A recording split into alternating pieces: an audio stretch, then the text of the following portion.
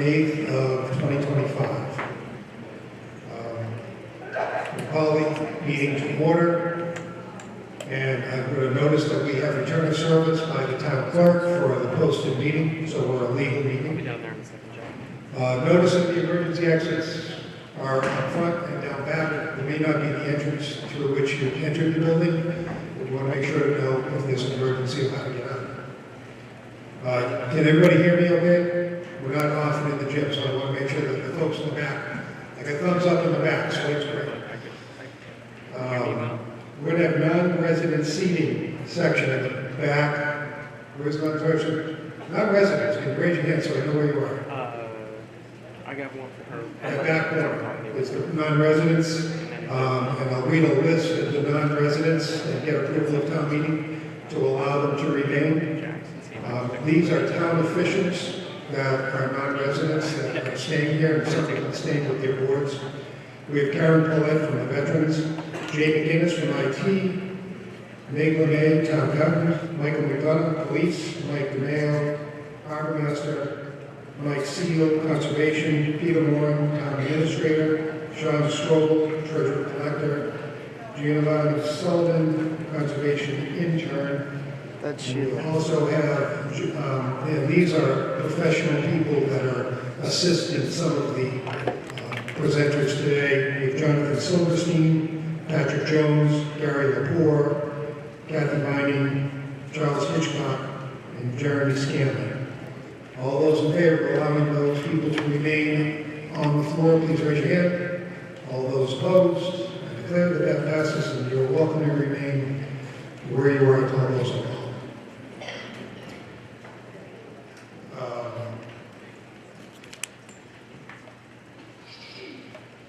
So I'm Jim Sherrill, I'm your moderator. I'll go through my list of things and make sure I cover for everybody. The front table here, we have town council, Delvin next to me. We have my assistant moderator, Grayson Pelletier, that is once again running the clock for us, which is great. And to remind everybody, presenters get a 5-minute clock. Anybody speaking from the floor gets 2 minutes and can only speak once to an article. Beyond that, we have the town treasurer collector, the town clerk, the town accountant, the town administrator, the select board, and the advisory. We have several announcements of personal privileges, and 2 are to recognize town officials. The first of which is Edwin Sullivan, who was a longtime trustee of the Veterans Memorials, who passed away last year, and we want to recognize Ed for all of his great service to the town and to our veterans. Second, we'd like to recognize Keith Polanski for 40 years of serving on the advisory board. I believe the selectmen may have, you got a presentation for him? Is Keith here?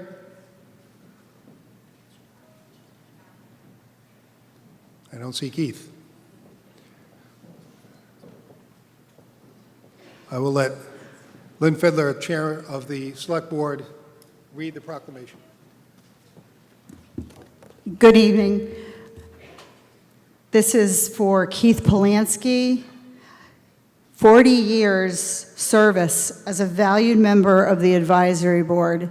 That is very impressive, and this board hereby honors and thanks him for his commitment. We will send it to him or have him come meet us.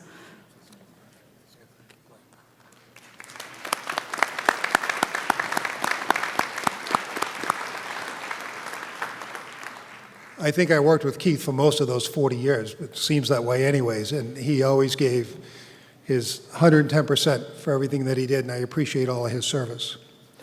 And lastly, we'd like to recognize Terry Wenig. We ended up having a conflict this year with the high school having a play in the auditorium, and she managed to finagle it so that we could move into the gym so we could still have our town meeting without being disruptive, and she even did this on her anniversary. So thank you, Terry.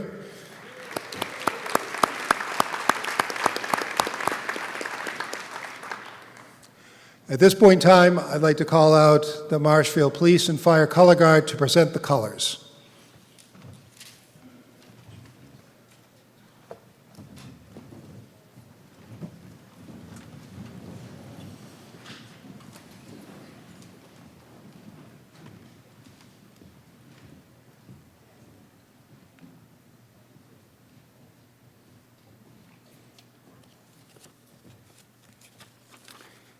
And we're going to have one of Marshfield's finest, Jason Lucchetti, Marine Corps vet, lead us in the Pledge of Allegiance. I pledge allegiance to the flag of the United States of America and to the republic for which it stands, one nation, under God, indivisible, with liberty and justice for all. And we have a treat this evening. We have Kylie, Brandon, and Nathan from the Marshallers to do our national anthem.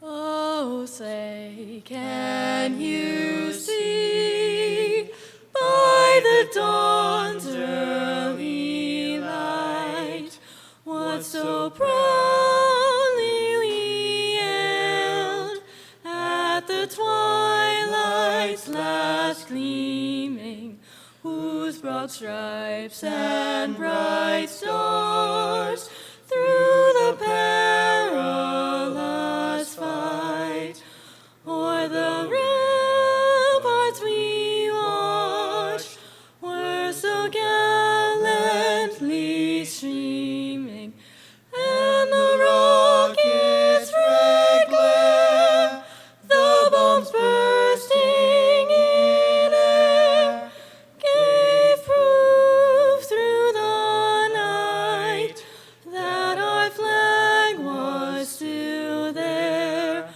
Oh, say does that star-spangled banner yet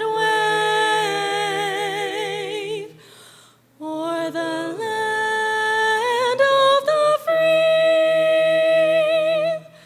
and the home of the brave?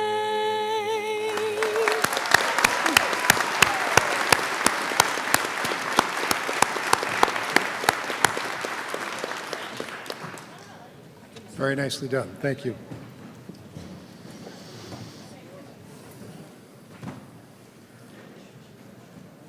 Okay. So how many, do a quick survey here. How many are familiar with our form of government open town meeting? Raise your hand. How many are new? I welcome all you newcomers here. Hope you find it an interesting evening. It really is the purest form of democracy, and it's great to see how different people think. If you can shut off your cell phones, silence your cell phones at this time so we're not disruptive. A note for everybody, all discussion happens from a microphone. So there's one back there and there's one up front here. I will recognize you when it's your turn to speak. I alternate microphones, so it might seem a little strange, but I try to get it so that if four people are queued up at the back microphone and one person gets in the front, those four at the back get to speak first. So I try to take you in order as much as I can. You get 2 minutes to speak on the floor. Once you're done speaking, that is the end of your time to speak on that particular subject matter. Voting is by a show of hands, after which I will declare the vote. If necessary, I'll go to a standing vote if I don't think it's a clear vote.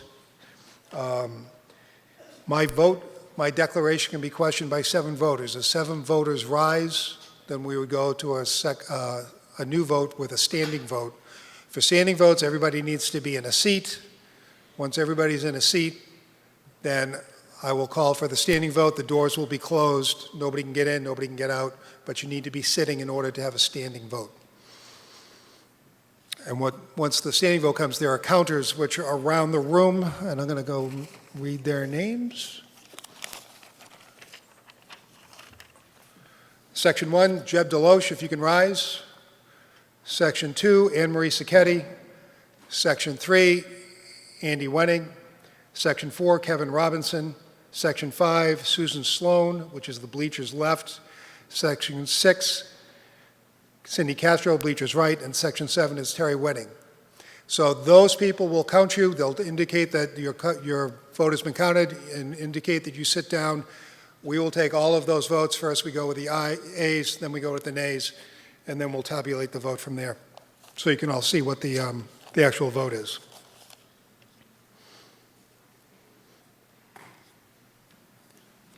There are rules in the front of your warrant. Those are town meeting rules. I want to highlight Rule 7, 9, 11, and 14 specifically. There's a rule for moving the question. If you think that you have heard enough discussion on a particular article and it's been going on for a while, you can move the question. You do need to be at a microphone to move the question.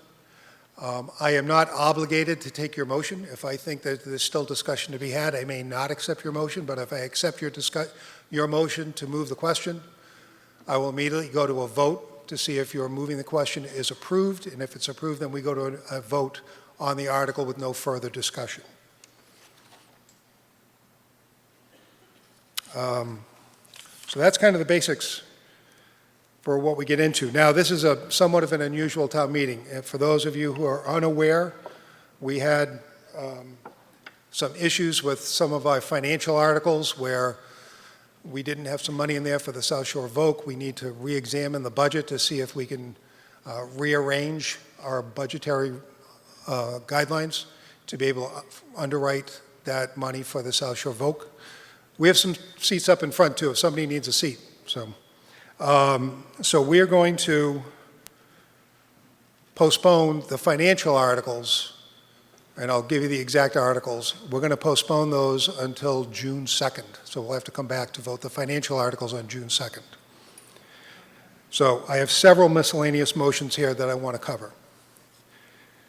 First, there's a motion for Article 5 in the special town meeting warrant.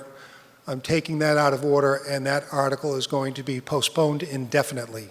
So we are not going to be discussing Article 5. All those in favor of postponing Article 5, please raise your hand. All those opposed? I declare that that passes. We're going to take an article to postpone Articles 2 and 6 to a date certain, which is going to be June 2nd of 2025. And that motion is, I move that the town vote to take Articles 2 and 6 out of the April 28th, 2025 special town meeting warrant, take them out of order and move them to be the last two articles of the special town meeting, at which point I intend to move that the special town meeting be recessed until Monday, June 2nd, 2025 at 7 p.m. in the Marshfield High School, whether it's the auditorium or gym at this point in time is going to be TBD, I would think, for further consideration. So, right. So all those in favor of taking Article 2 and Article 6 and postponing it to June 2nd, please raise your hand. All those opposed? I see that passes with majority. Motion number 3. I move that the town vote to take Articles 2 to 4, so that's 2, 3, 4, and 7 out of the April 28th, 25 annual town meeting warrant, take them out of order and move them to be the last 4 articles of the annual town meeting, at which point I intend to move that the annual town meeting be recessed until Monday, June 2nd, 2025 at 7 p.m. at Marshfield High School. And that, again, those are the financial articles that we need to look at in order to balance the budget. And that's the big point that we have, is we need to balance the budget. So all those in favor of postponing Articles 2, 3, 4, and 7 from the annual town meeting warrant, please raise your hand. All those opposed? I declare that that passes. And I move that, so at the end of the warrant, so once we're all done with what we're doing, then I will make a motion that we postpone the special and the annual town meeting until June 2nd, but we'll do that at the end of what we're doing tonight. So we're taking all the financial articles off the table this evening. We've got plenty of stuff left to talk about, but it would be great, and I think it's possible that we can actually do all the rest of these articles this evening if we sort of stay on to a mission. Now, we do have in the special town meeting warrant, that leaves us about 20 articles. We are linking a number of articles together. So as you all know, or you may not know, we take our articles by lottery when we're outside of the financial articles. So we have our bingo ball drum administered by our town clerk, and we take the numbers as they come up and discuss that article, but we are linking a number of articles because they are similar articles. We are linking Articles 8, 9, 10, and 11 that all have to do with ADUs with the Planning Board. Articles 13, 14, 15, 16, and 17 are assessor articles. They have to do with different tax relief measures. And Articles 18, 19, 20, 21, 22, and 23 that are all DPW articles. And those will all be linked because it's just going to be easier to have the presenters come up here once and deal with that. So our first article at this point is, what's our first one? Who's up? 11, so it's 8, 9, 10, 11. So 11 was the first. So we're going to start with it. 11 is up. So we're going to start with Article 8.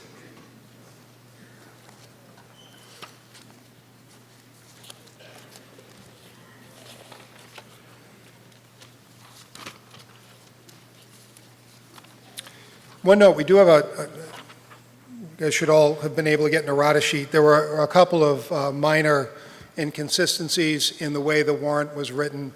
This sheet shows you what the errors were and corrects them, so you know what we're actually voting on.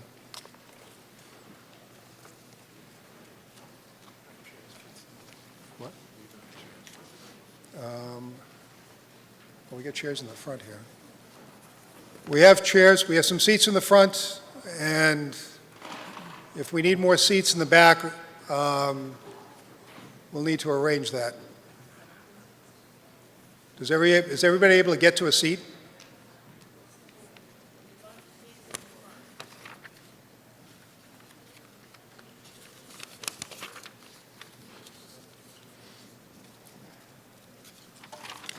Okay, Article 8.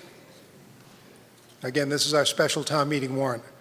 Article 8, now I read a motion. The motion is not necessarily what you see in the warrant. The motion is how the article is being moved for discussion.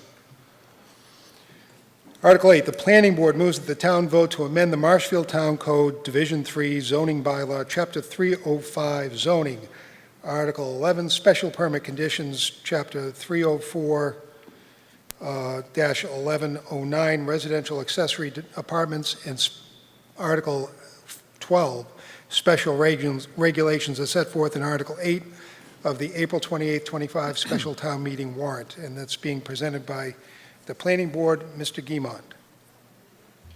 Thank you. Greg Guimond, Ice House Lane. Next slide.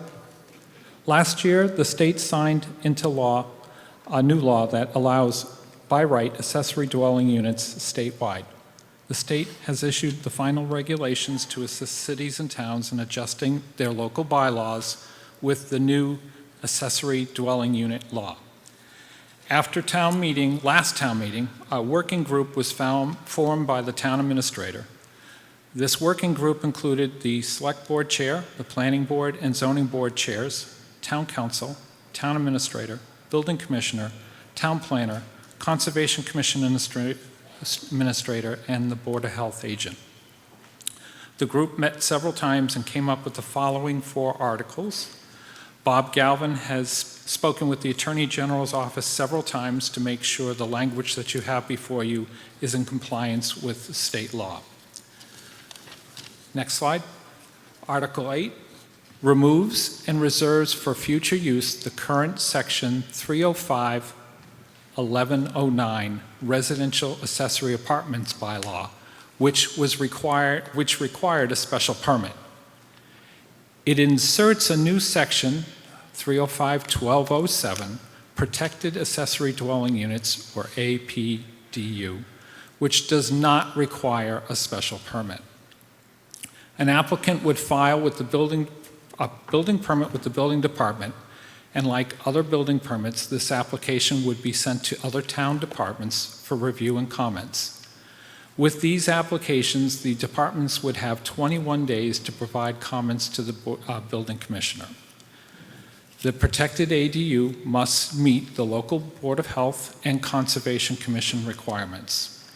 And this article also sets out the purpose, applicability, review standards, and submittal requirements for the creation of a protected accessory dwelling unit. Next slide.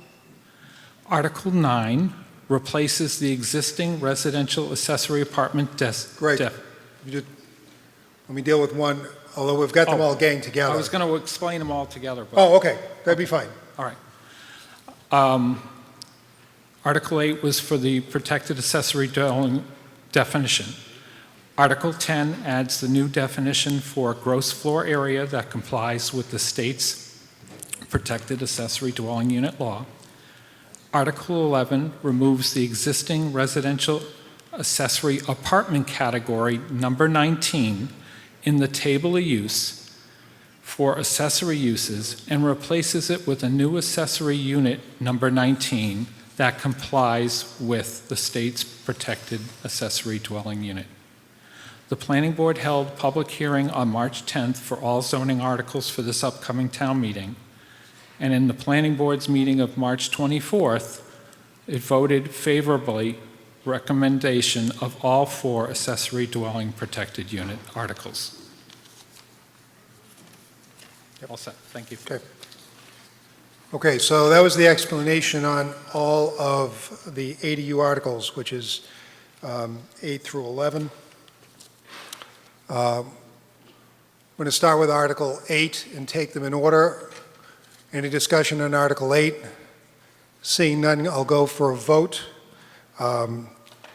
This is a majority vote. All those in favor of Article 8, please raise your hand. All those opposed?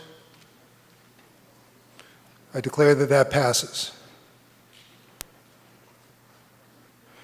Article 9.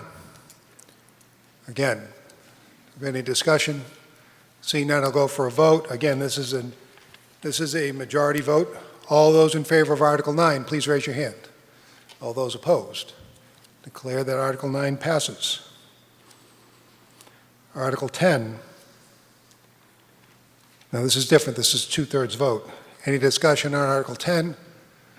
Seeing none, I'll go for a vote. All those in favor of Article 10, please raise your hand.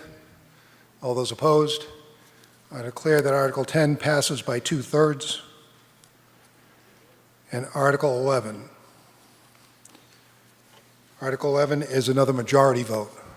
Discussion? Seeing none. All those in favor of Article 11, please raise your hand. All those opposed? I declare that Article 11 passes. Thank you, Mr. Guimond. Next article.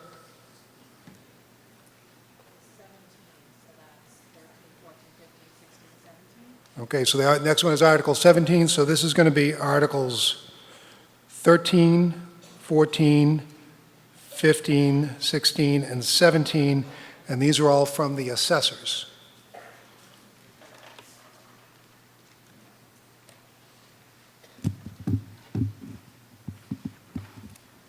Good evening. The Board of Assessors is recommending the town to adopt these 5 articles that will help bring relief to disabled veterans and seniors in town. Article 13 will increase the current income limit of $40,000 to $60,000 for existing deferral clause 41A. This will help current and possibly new property owners who meet all other requirements take advantage of deferring their property tax at a 2% interest rate. Article 14 is to see if the town will adopt Clause 22H. This will allow for a full exemption to surviving parents or guardians of soldiers and sailors, members of the National Guard, and veterans who have lost their life during active duty or suffered an injury or loss documented by the VA, which was the cause of their approximate death. Article 15 will increase the current asset amount of $40,000 by the COLA yearly for existing Clause 17D, senior and surviving spouses. This will help current and possibly new property owners who meet all other requirements take advantage of this exemption. Article 16 will increase the current exemption amount of $175 by the COLA yearly for existing Clause 17D, the senior and surviving spouse. This will bring more relief to the seniors and surviving spouses who are eligible for this exemption. And Article 17 will increase the current veterans exemption amounts by the COLA yearly for the existing Clause 22 disabled veterans. This will bring more relief to the qualifying disabled veterans who are eligible for this exemption. I met with the Council on Aging Board of Directors, and they are in full support of these articles. The COA felt that these updates and changes would benefit seniors and veterans in Marshfield, particularly those that are financially limited and struggling to remain in their homes. The Veterans Office has expressed support for these articles as well. Thank you. Okay, thank you very much. So these are all majority vote articles. As you've heard, these are all geared around tax relief for different deserving parties in town. So I'm going to do is what we did before. I'm going to start with Article 13. Is there any discussion? Seeing none, I'll call for a vote. Again, majority vote. All in favor of Article 13, please raise your hand. All those opposed, declare that that passes. Article 14. Seeing no discussion, go to a vote. All those in favor of Article 14, please raise your hand. Declare that that passes. Article 15. Any discussion? Pardon me? We already voted on that article at this point. So if you've got a question, get up to a microphone. So if I wasn't clear about that, if you have a question on an article, you need to get to a microphone. If you've got a quick question on 14, and if it's a point of information, I'd welcome you to get to a microphone if you just want some clarification, but we've approved Article 14. Okay. Article 15. Any discussion? Seeing none, I'll call for a vote. Article 15. All those in favor, raise your hand. All those opposed? I declare that Article 15 passes. Article 16. Any discussion? Again, seeing none. All those in favor of Article 16, please raise your hand. And Article 17. Any discussion? Seeing none. All those in favor of Article 17, please raise your hand. Thank you. I declare that that passes. And for those in the back who are standing, we're getting some more seating set up. We're going to pull out, okay, we're going to pull out another set of bleachers that's going to make a lot of noise. Just like that. So that way everybody that's in the back get into a seat. It's going to be important if we ever go to a standing count. Are we going to get new tellers to count back there? Okay, so we'll let you know who the teller is. But all of you guys that are in the back over there, we do have some seats up front if you want the expensive tickets to the show. You can. I've got orchestra seating up here.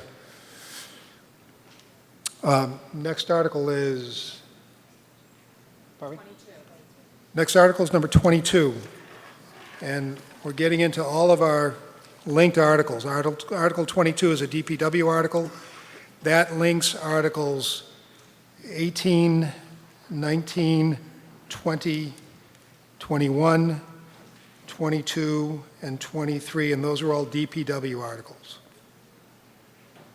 Now in these, because they are slightly different, I'm not sure who's speaking from the DPW on these. We may take these in order to vote them because they are different subject matter for each of these, whereas the other ones were all sort of similar in tone. So I will read the first motion on number 18.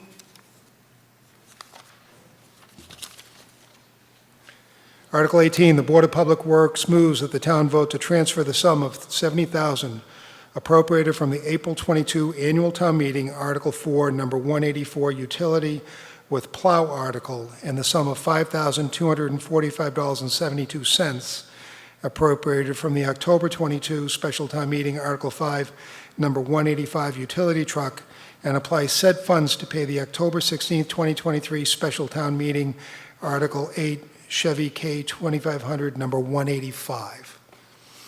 So who's presenting from the DPW?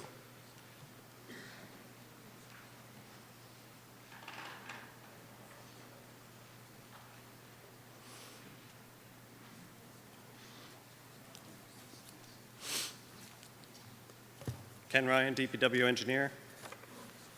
So for this article, basically we had charged the wrong account. So we are trying to clean up the accounting and get it a charge to the appropriate one. Yeah, at this point, when they were going through the other stuff, they just kind of went around. Yeah. Okay, that, you all set? Yes. Okay. This is going to be a majority vote when we get to it. For the advisory board, Paul DeCristofaro.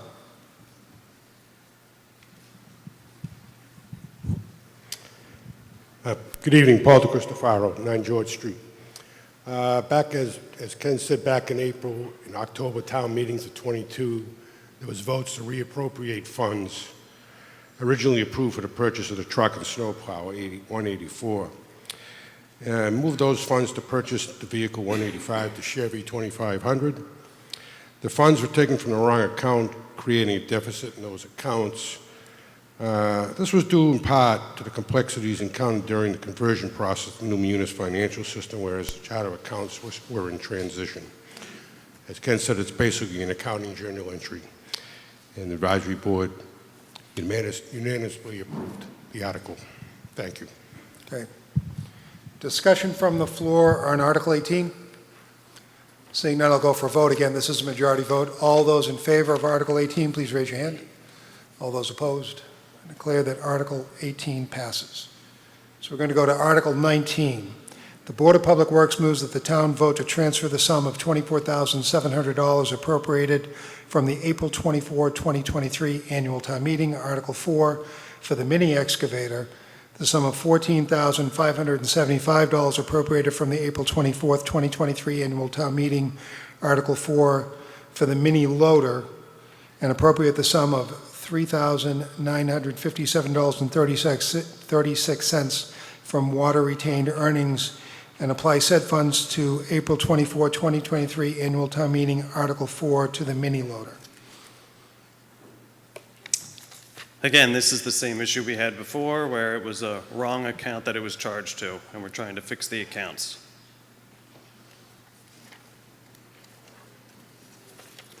Okay. Advisory board. Again, the same as last. 18 and 19 are the same. Okay. Again, this is going to be a majority vote. Discussion from the floor. Seeing none, I'll call for a vote. All those in favor of Article 19, please raise your hand. All those opposed? I declare that that passes.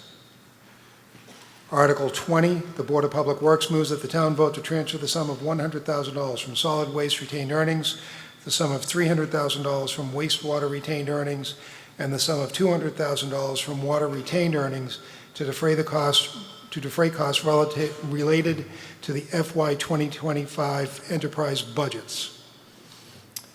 So with this article, we're taking money out of our retained earnings to offset other costs that we have in those enterprise funds.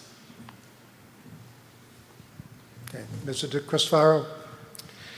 Yeah, the enterprise retained earnings are a separate surplus account for water, wastewater, and solid waste.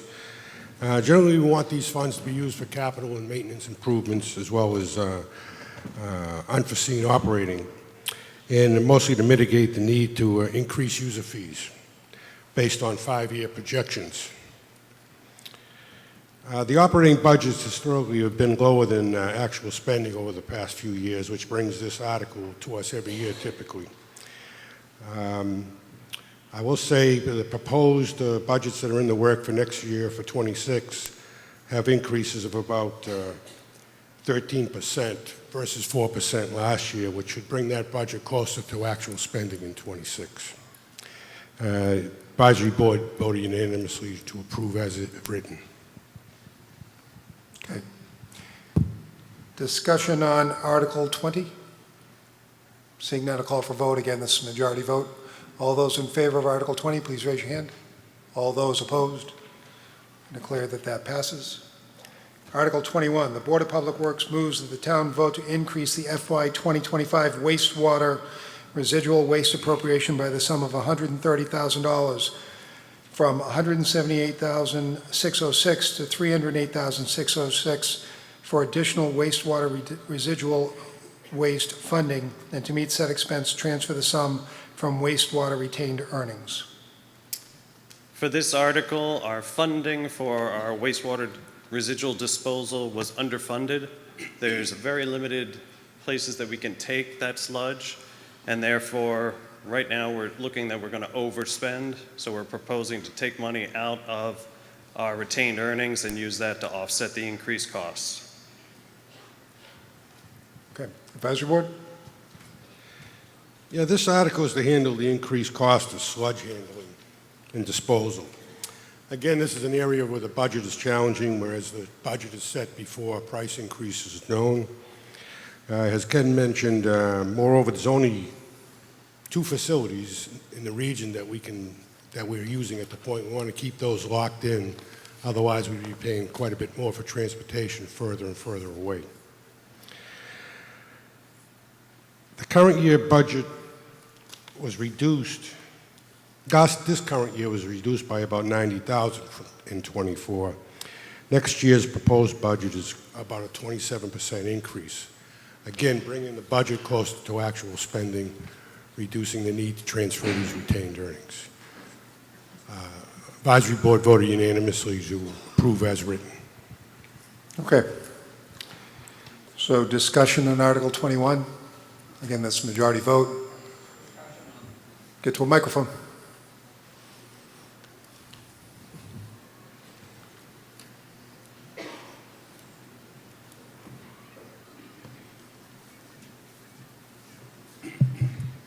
Yes, good evening. Martin Clary, 38 Ellis Avenue, Wrexham.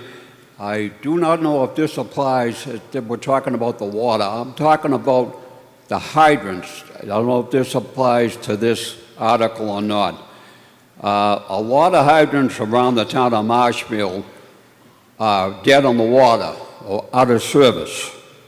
Do we have a service, gentlemen, that goes around and flushes these lines to put new hydrants in before they become ineffective? I'm not sure that that's actually pertinent to this. It is not. Okay, that's beyond the scope of this article. I don't know whether that's directed to the fire department. I understand In it terms was of the water. Flushing hydrants, would that be under fire? I understand it was the water department. Let me finish. Let me do what I'm doing. No, it can also be under water. No, so that would be underwater. That's not what's discussed here. We had a severe fire at a level of the building over 65 years old, and they went for 2 hydrants that did not work over there. Okay, And we're still waiting for the hydrant to be installed, okay? okay. Thank you very much. Thank you. If you can take that back and have a discussion with the water, that would be a lovely thing. Okay, thank you. Any other further discussion on Article 21? Okay. If you want to discuss things, please get in line at the microphone. Don't wait until the next speaker's done, just to keep things moving. Steve Leahy, 31 Setsburg Drive. Sorry about that. No, it's okay. Everybody's learning today. One question. Was it that the price of accepting the sludge went out, or was it the amount of sludge that we were sending? Can you answer that? It's more about the pricing. Thank you. Okay. Further discussion on Article 21? Seeing none, I'll go for a vote. All those in favor of Article 21, it's a majority vote. All those opposed? I declare that Article 21 passes. Article 22. The Board of Public Works moves that the town vote to appropriate the sum of $100,000 for the purpose of replacing the aeration blowers and associated sludge handling equipment at the wastewater treatment facility, and to meet this appropriation, transfer said sum from wastewater retained earnings, said funds to be expended under the direction of the Superintendent of Public Works and the general supervision of the Board of Public Works.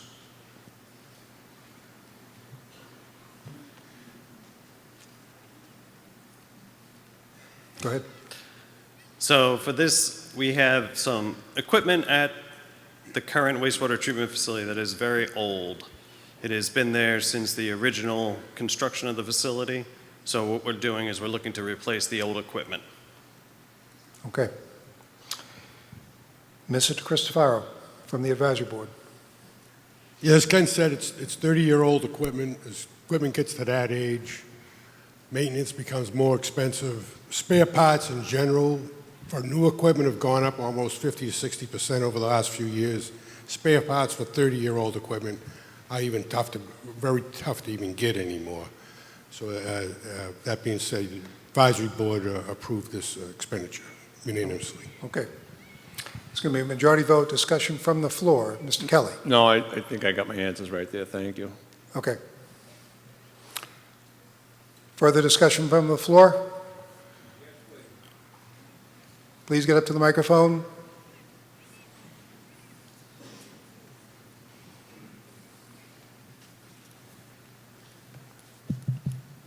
Martin Clary, 38 Ellis Avenue, Wrexham.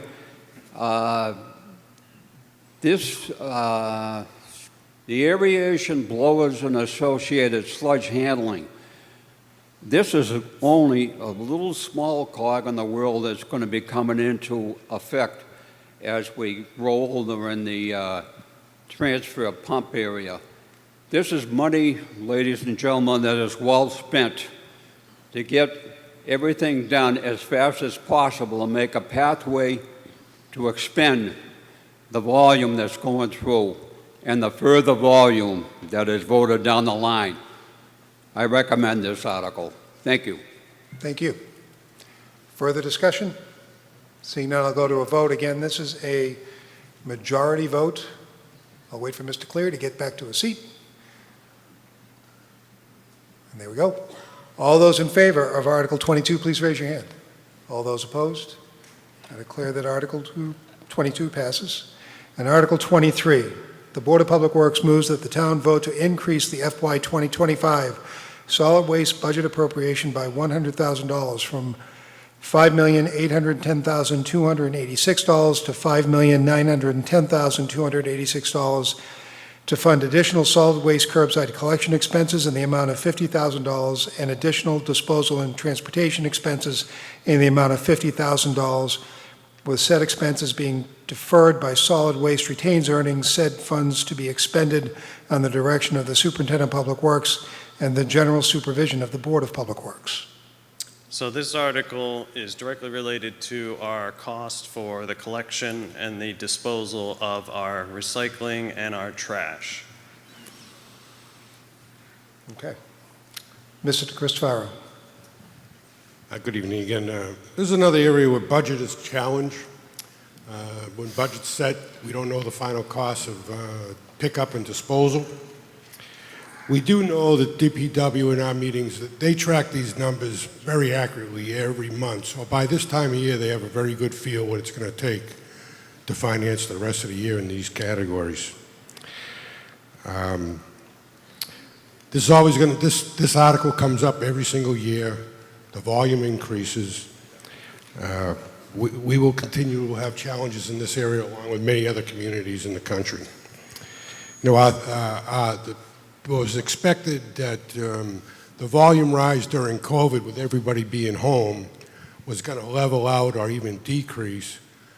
But fortunately, everybody had a lot of money after COVID, and we bought a lot of Amazon boxes, so our volume continually increased versus leveled out.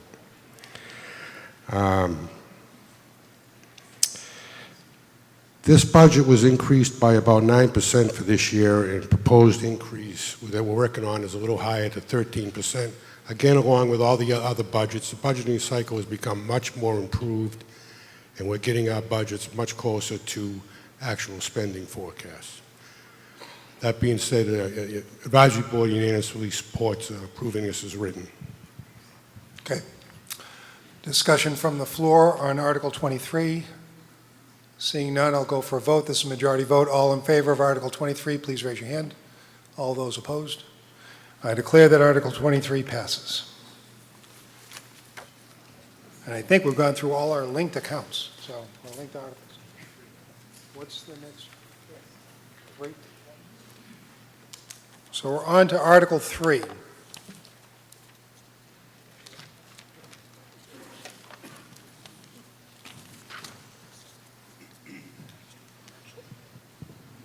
I don't have numbers in mind. Steve Darcy, Temple Road. Just a moment.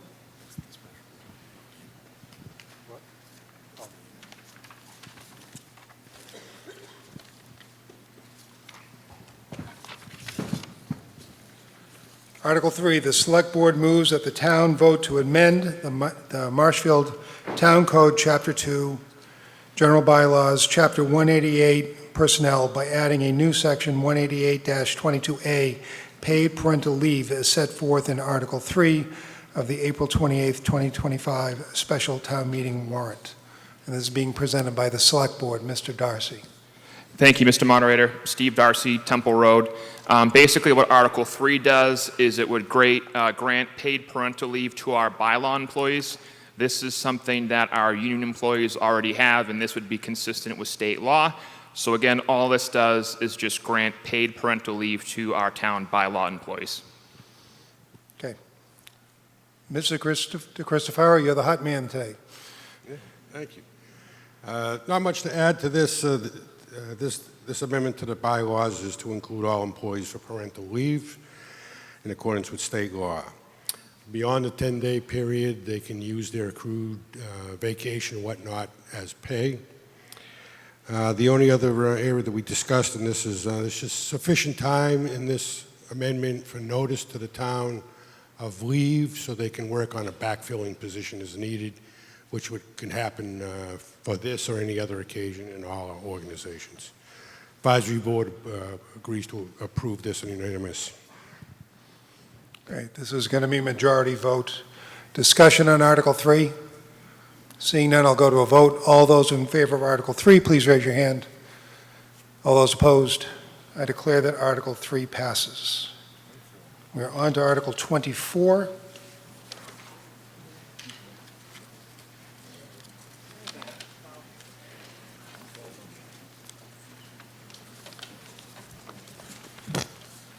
Article 24, William Chiano moves that the town vote to approve Article 24 as described in Article 24 of the April 28, 2025 special town meeting warrant. Mr. Chiano. Hey, Paul.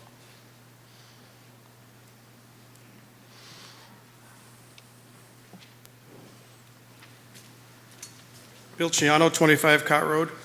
So with Article 24, right now, it allows only the DPW employees for this article for military leave. What I'm looking for to do now is to extend that policy to all town employees. We do have military people in the fire department. I know we have a few in the police department. One of them's in the DPW who's now deployed. So I wanted to just take this and bring it to all town employees so everybody's covered, not just one individual. Great. Advisory Board, Mr. Smith.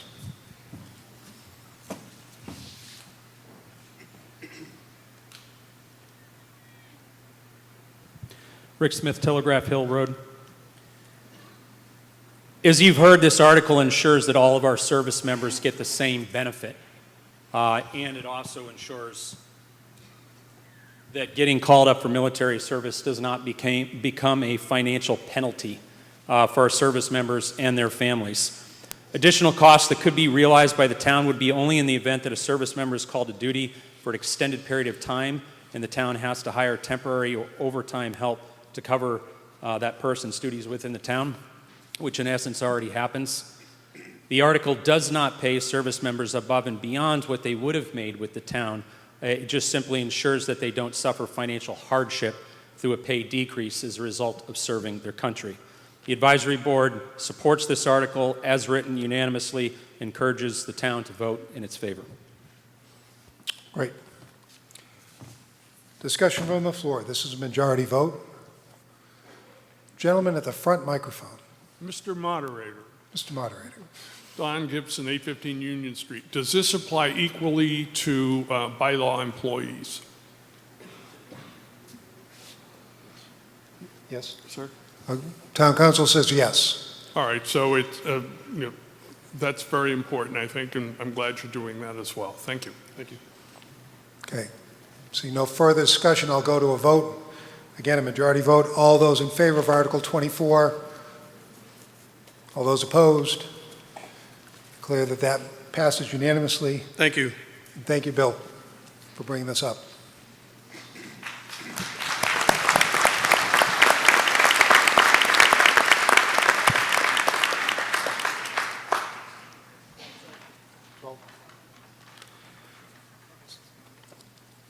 So at this point, we've got Article 12, which is the CPC article.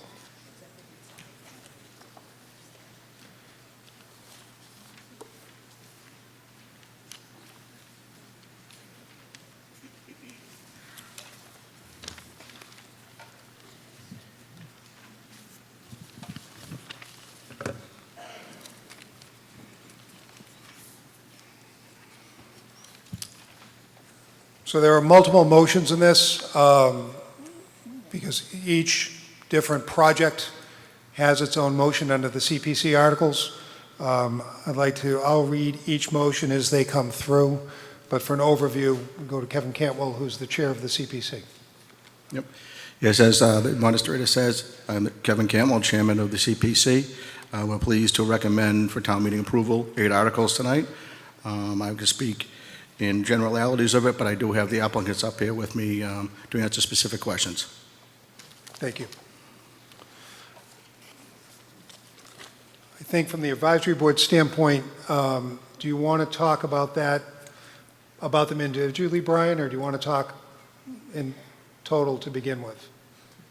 Brian Crowley, South River Street. I can talk about them in generalities, and then we can get to specifics if there's questions. Okay, because I'm going to read each motion separately. So if you want, you can give the advisory board presentation on all of the CPC articles now, or you can do them individually as I read the motions. Does it make any difference? No, it doesn't matter to me. Okay, go ahead. The advisory board supports this unanimously, 7-0. As far as the projects, they're all well described. Page 13 really details all the hard efforts that go into the process. The CPC and the other committee also approved, the capital budget committee approved the articles as part of the process. There's consideration for all the various categories to make sure the spending was done appropriately. There's sufficient funds across all the board of open space, rec, housing, and all the other considerations. The amount was approved unanimously by the board for each of the items, including, for the various categories. Okay, great. Thank you. Do you have a general comment, or I'm going to start reading motions? Just waiting for one of the articles. Okay. Mr. Moderator. Motion 1, the Community Preservation Committee moves pursuant to Chapter 44B of the Massachusetts General Laws that the town vote to appropriate the sum of $89,500 to fund safety upgrades to the Daniel Webster Estate as described in Article 12, Item 1 of the April 28, 2025 Special Town Meeting warrant, and to meet this appropriation, transfer said sum from CPC Historic Reserve Funds, said funds to be expended under the direction of the Community Preservation Committee and Facilities Director. So is there anyone to speak on that particular? Yes, actually, Jim, Fred Russell is here. Items 1 and 2 are, Okay. So Freddie can come up and speak to specifics. Mr. Russell, do you want to speak to this?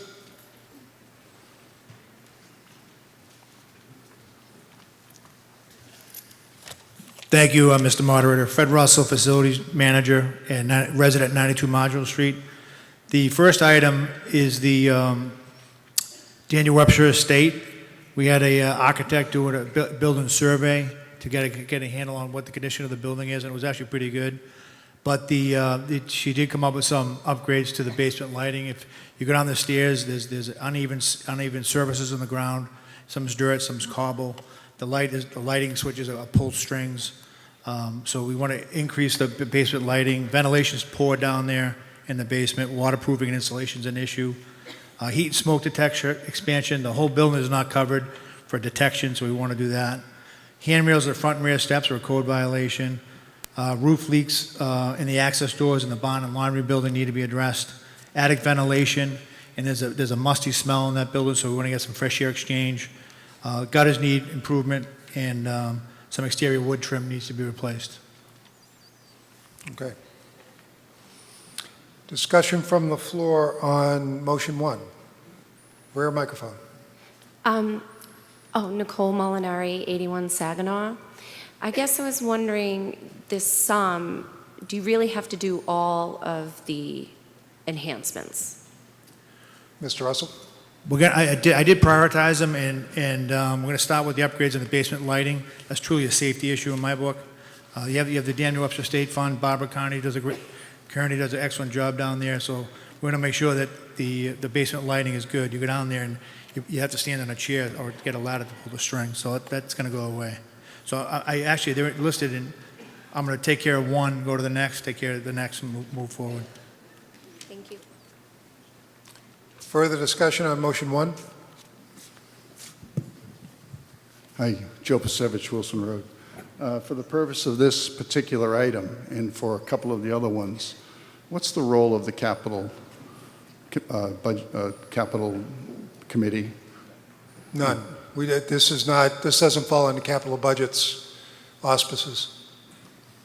Because it is CPA? Because the CPC article, we've never had a capital opinion on CPC articles. Could I get an opinion? Is that a part of the statute?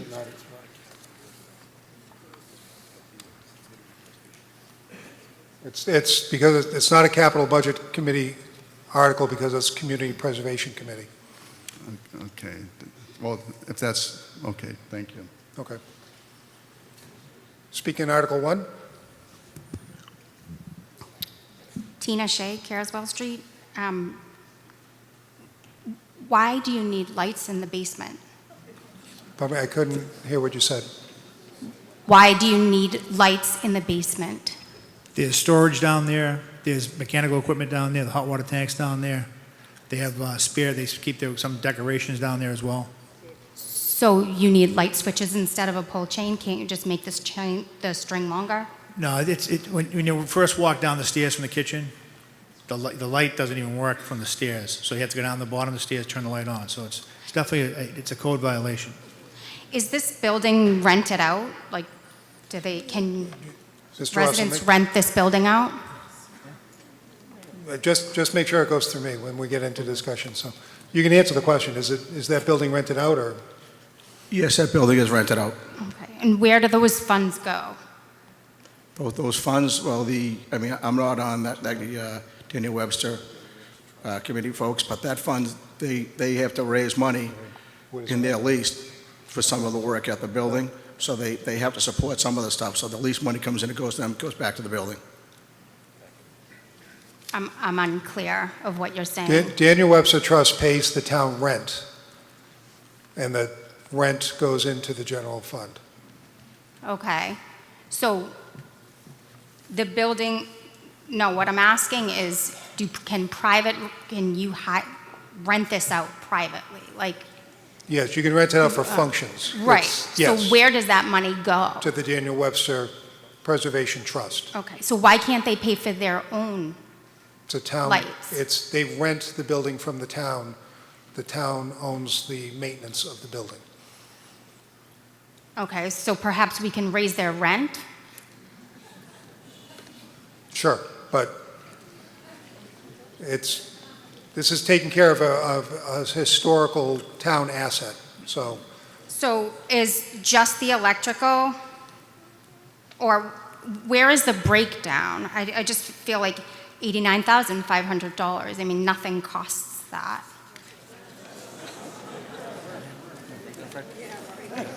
I mean, Can you give an answer to that one? I can give an answer to that. The basement lighting, ventilation, waterproofing installation is estimated to be about $30,000. Heat, smoke detection, expanded coverage is estimated to be about $15,000. Handrails in the front and rear steps, including period-specific balusters, is approximately $4,500. Fixing the roof leaks and access doors in the barn and laundry building is estimated to be about $15,000. The attic ventilation is estimated to be $6,000. Introducing fresh air to exchange interior steel air, which is $15,000. Repair and install gutters and downspouts estimated to be over $5,000. And how much do they pay for rent? I don't know. Do you know? Don't know. I don't know that we have that information here handy. You don't know? somebody knows. I don't know. I don't know if there's Well, you- anybody here. I mean, you keep saying to talk to you, so Yeah, I'm but talking to you. I don't know that does anybody here have the rent amount? The financial team is saying that they don't have it handy. We can get it for you if you need it. I mean, don't we all need it?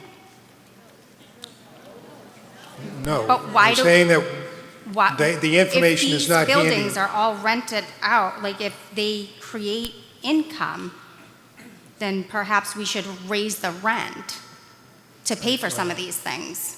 That's a discussion beyond the scope of this article. This article is talking about making repairs to a building, not what the compensation is from a rental income. But you're looking for money, They are. right? So you could find money if you raise the rent. Again, funding it to raise the rent is beyond the scope of this article. So the scope of article is funding this repair work using CPC funds. So I understand what you're saying. It's just, town meeting is not a place where we can decide to raise the rent on the Daniel Webster estate. Front microphone. Martin Clary, 38 Ellis Avenue, Marshfield, Wrexham District. The historic building had quite an effect on visitation from tour buses and everything coming through here. I believe it's still carrying on. As far as the upkeep of the building itself, the electrical design, old-fashioned ways of lighting something by a pull chain is out the window. There is such a thing as a power factor to let you know what you need for electrical source in there. As far as the upkeep of the building and everything about it, does anything have to do with the federal funding helping out in this particular district? Is that possible, or has that been expended? And this is all funded from our town money through CPC. This is state. Okay, so there was a grant before that was for doing over that, the Webster estate. There was a grant there for it. I remember vaguely that there was a state historical grant at one point in time for that, but that's going back Right. probably 15 years or something like that. Nothing after that? No. Not that I know of, because Okay. basically all the major work was done Right. at once. And this is just upkeep over the years, things let go, so. Okay, but if there's any other electrical work to be done, I think you should pull a power factor before you get to that building and make sure you have the ample amount of electricity going in there. Otherwise, we're going to be up here voting for extra money coming into the building. Is this visited by tour bus people? I don't know. Mr. Campbell, do you know that? I'm sorry, what was the question? Is this visited by tour bus people as well? Oh, yes. I mean, it's open to the public and people to rent. Right. So other people are allowed to come to the facility. All right, so there's functions and everything going on there too? Yeah. Okay. Again, you should pull a power factor on that. Thank you. Thank you. Rear microphone. Robin Aruca, Plantingfield Road. I'm a former board member at the Daniel Webster Estate, and I just want to say that anyone in here would be welcome to go to the estate, and the ladies would love to give you a tour. There are a lot of things that need to be upgraded in that home. It is beautiful. It is a treasure to our town, and I think everything on this list makes absolute sense to me, and I urge you all to vote yes to this. Thank you. I'm not a big fan of clapping because it slows us down. So just if we can kind of keep the thing rolling. Seeing no further discussion, I'll go to a vote on motion 1. This is a majority vote. All those in favor of motion 1 of Article 12, please raise your hand. All those opposed? I declare that motion 1 passes. Motion 2. The Community Preservation Committee moves pursuant to Chapter 44B of the Massachusetts General Laws that the town vote to appropriate the sum of $600 to fund a new roof at the historic Marshfield Hills Fire Station as described in Article 12, Item 2 of the April 28th, 2025 special town meeting warrant, and to meet this appropriation, transfer said sum from CPC Historic Reserve Funds and said funds being expended under the direction of the Community Preservation Committee and the Facilities Director. Want to give us a little background? Yes, Mr. Moderator, once again, Fred Russell, who's our facilities manager, can explain. It's a town-owned building. Freddie can explain a little bit more and answer your questions. Thank you. The Hills Fire Station was called the North School at its current location, 229 Old Main Street. The North School was built in 1838 as a two-room grammar school. In 1889, the first Marshall High School classes were added. In 1895, the high school classes moved to the Seth Ventris building. The North School continued as a grammar school until 1951. In 1954, the fire station from Gow Hall, 157 Old Main Street, was relocated to the site, the current site. That was from a Marshfield, a town of villages. This roof is old. The asphalt shingles are brittle. They've exceeded their useful life cycle. We're dealing every high wind event. We're finding shingles in the front apron area, in the back playground, and it's time to replace it. Okay. Discussion from the floor. Seeing none, I'll go for a vote. This is a majority vote. All those in favor of motion 2 of Article 12, please raise your hand. All those opposed? Declare that motion 2 passes. Motion 3. The Community Preservation Committee moves that pursuant to Chapter 44B of the Massachusetts General Laws, that the town vote to appropriate the sum of $150,000 to fund the preservation of a chimney at the historic Winslow House as described in Article 12, Item 3 of the April 28, 2025 special town meeting warrant, and to meet this appropriation, transfer said sum from CPC Historic Reserve Funds and said funds being expended under the direction of the Community Preservation Committee. Thank you, Mr. Moderator. I'm not sure if anyone's here from the Winslow. Is Alan or anyone here to? Alan, come on up. Alan can give you a little bit more information on this. The Winslow House is looking for $150,000. The chimney's in dire need of preservation and rehabilitation to prevent collapse. Alan, you come up front. Of course. Right next to me. It's all right. You look good on TV. Alan Bates, 526 Pine Street. I'm the building and grounds manager, also a board member at the historic Winslow House. I am here on behalf of the Winslow House, which is located at the corner of Webster and Caswell Street. Last year, during a renovation and restoration of the fireplace boxes inside, we found the main chimney behind the parlor wall is failing. It contains 6 fireplaces. There's 5 that are exposed. When we were doing the restoration work, we found one that was hidden behind a wall. Someone had put a wall up probably around in 1920. This structure is historically important to the town of Marshfield and Plymouth County due to it being the least altered structure in the county, and it's also on the National Register of Historic Places. Every spring, every 3rd grader in the town of Marshfield comes for an educational tour. It is an important structure, and now we even have other towns coming as well. We also do special events and functions throughout the year, like weddings, family gatherings, and educational programs for the Marshfield community. We approached the CPC committee for assistance in funding this project.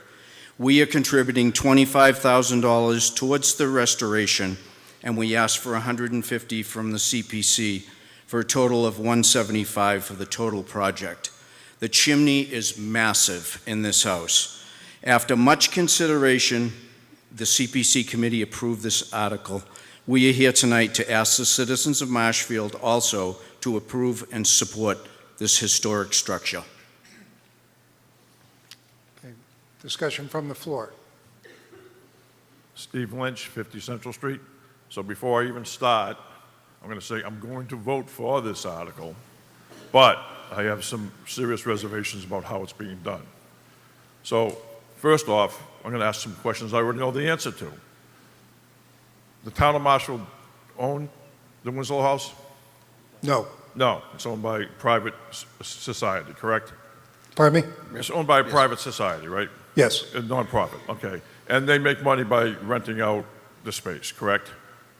Yes, there's Okay. income coming that way. And I believe it's a historic place that is an asset to the town of Marshfield, and that's why I'm going to vote for this. But I don't like the way it's done. We're back to the same thing. Appropriating money for a job where the person who's going to get the job knows what money he can charge us. We should have a rigid bidding process for things like this, where the contractor doesn't step in, and how many contractors are certified to do a historic fireplace? Not many, right? So they know that they're getting the job. They know we appropriated $150,000, so they're going to charge us that no matter what. We need rigid bidding processes. And I believe that maybe a better way to do this would be to have them spend the money to repair it from their own funds, because they do have like $400,000 or $500,000 in their own money, right? Then come to town meeting after they repair it with a rigid bidding process, and then we could repay them back. But in any case, I'm just saying that there's a better way of doing this, I believe, because that's a lot of money to be putting out for a fireplace. But I'm going to vote for it because I think it is an asset to the town. Thank you. Okay. Further discussion on Article 3, on Motion 3? Seeing none, we'll go to a vote. All those in favor of Motion 3, please raise your hand. All those opposed? Motion 3 carries.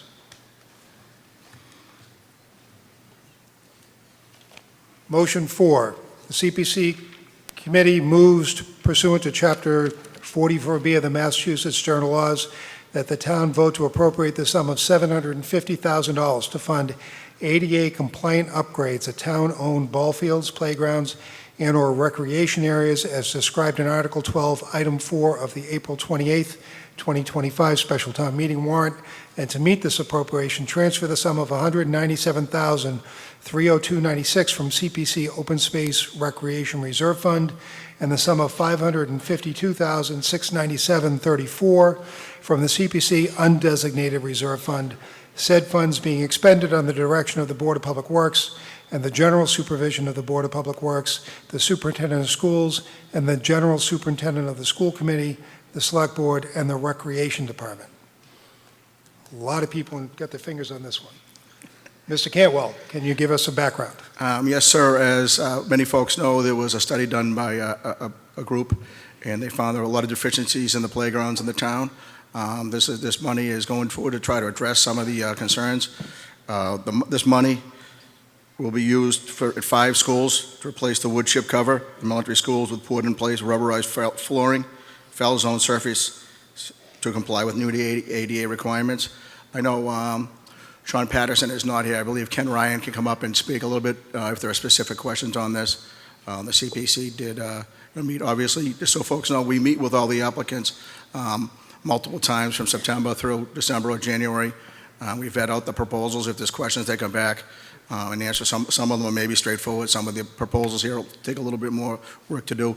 But we do meet with all, we meet the first Wednesday of every month. If anyone's interested in coming to the meetings, or if you have questions after the meeting, reach out to me. Ken, are you around?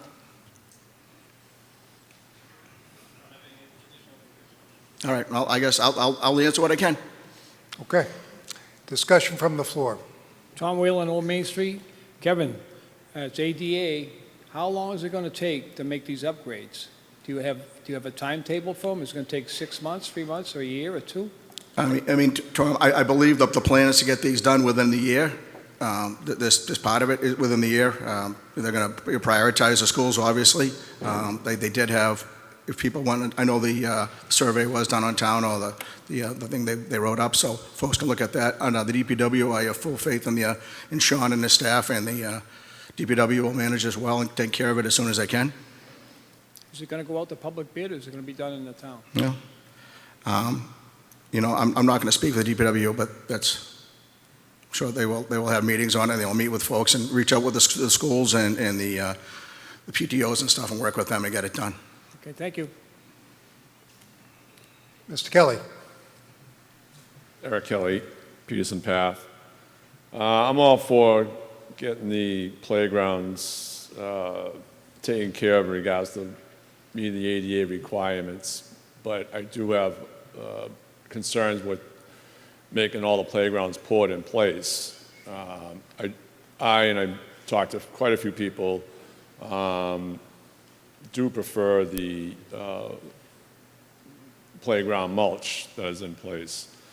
So I'd like to see if we can meet somewhere in the middle in regards to this. So there's a whole bunch of people involved in this, so I'd like to know how this process is going to go in regards to the Community Preservation Committee, the Department of Public Works, the Select Board, the School Department, Recreation Department to get together and discuss this as a group before we go forward with it. Can anybody answer that?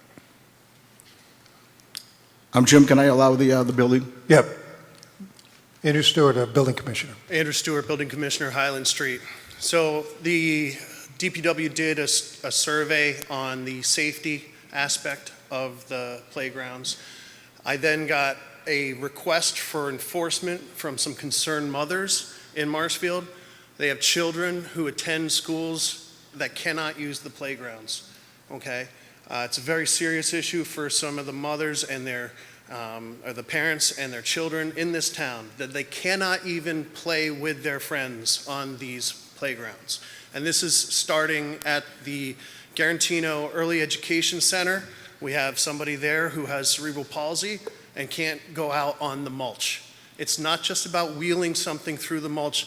They have physical disabilities that prevent them from walking on the mulch. You are required under the ABA or ADA and the AAB, which is Massachusetts accessibility standards, to have a flat surface, a smooth walking surface on any of these things so that people can access any aspect of any playground equipment. Just to even get over there and be with their friends while their friends play on a piece of equipment that they may not be able to actually use, but they can be there next to their friends. So that's the intent of doing this. So I was asked with a request for enforcement to address this. I am responsible for the enforcement of 521 CMR, which is the AAB, the Accessibility Access Board for Massachusetts. I'm responsible for enforcing that. I'm also trained as a community access monitor.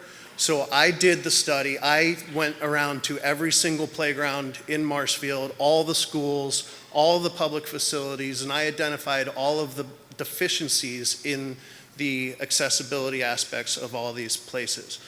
So I have that study available for anybody who wants to see it. And I can tell you right now that wood chips are not accessible. They are not an accessible surface for handicap accessibility. So you have to provide an accessible route.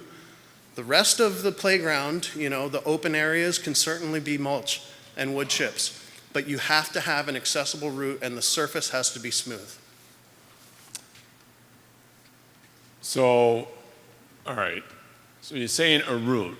Now you're saying that, at first you were saying that the whole playground needs to be poured in place. Now it's just the route and you can't have wood chips in place. So, but getting back to my original question on this, like I said, I have concerns with it. I would like to see if we can meet in the middle, which obviously it sounds like from Andrew that we can, that there are many groups involved in this, so I would like to have a discussion amongst all these groups to see what the plans are, because not everybody's in favor of poured in place. Okay? So, can anybody answer that question? Between the Select Board, Mr. Stewart. the Community Preservation Committee, the Department of Public Works, School Department, and Recreation Department, we're all of us are involved in this. I'd like to have an open discussion with the public in regards to how we go about this. So is there a plan in place to do that before we even commence work on this? Gentlemen, do you have a response? I mean, I would say, I'm not going to speak for other folks, but there are people, like you mentioned, like 5 different groups. I'm sure they'll get together. They haven't gone out and set the plan yet. You know, it's not carved in stone, so I'm sure they would get together. I mean, I'm not in that group. CPC is like the gatekeeper. the applications come in, we approve, we bring them to town meeting for their approval. I'm sure Andrew will meet with all those groups and get it done. Well, let's put it this way. I imagine there's at least some people here from these groups. Would it be out of line, Mr. Fitzgerald, to ask them, see if they would be interested in meeting as a group on this? Pardon me? I am sure there's at least one or two people from these committees or groups in the auditorium. I would like to see if they would be interested in making sure that we all meet to discuss before this work goes through. Yeah, I know that Mr. Patterson from the DPW is not here today, so I'm answering, what's your point of order?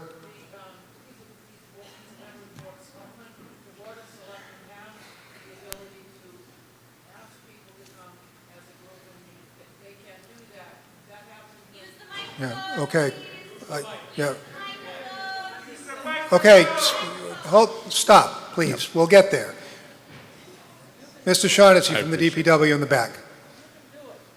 Bob Shaughnessy, Chair of the Board of Public Works. I'm all in favor of doing a group design committee meeting so that we are all on the same page. Sure. And for those who don't know, so we're the engineers, and we'll work together to make sure it happens, and we'll do public hearings on that design before we implement it. for those that don't know, Mr. Kelly is on the Board of Selectmen as well. So if you set up that committee with the Select Board and get the DPW, get everybody together, that makes a lot of sense. Yeah, like I said, Mr. Moderator, my concern is that there's many people involved in this. I just want to make sure that there's a meeting held before, when this gets approved, I want to make sure it doesn't get implemented right away until it comes before all these, Yeah. all these Obviously, boards. Mr. Stewart's bringing up the things that are code required, so you Yes, don't really get, we can all go through all that, everything, but you absolutely. go through the code requirement stuff, get everybody sitting at the same table, decide how that's going to happen, and that would be a great thing to pull together. Yes, it would be a great thing. Okay. And we'll pull the engineering design plans and put them on the web and ask for comments from the public. Right. Good, thank you. Rear microphone. Michael Wolf, Union Street. Mr. Moderator, I have two questions. Neither has to do with the substance of these particular motions, but three of them deal with upgrading ball fields. And that seems to me legitimate and appropriate and ought to be part of the regular budget process for the boards in town or committees that are responsible for those properties, whether they're schools or afterwards. So it would be helpful for me, and I suspect for others here, to review why is it that we're using Community Preservation Act funds to upgrade and maintain town properties? Well, that would have to be brought up as a separate initiative. This is specifically for the playgrounds. I commend you for bringing up these other issues that could be out there.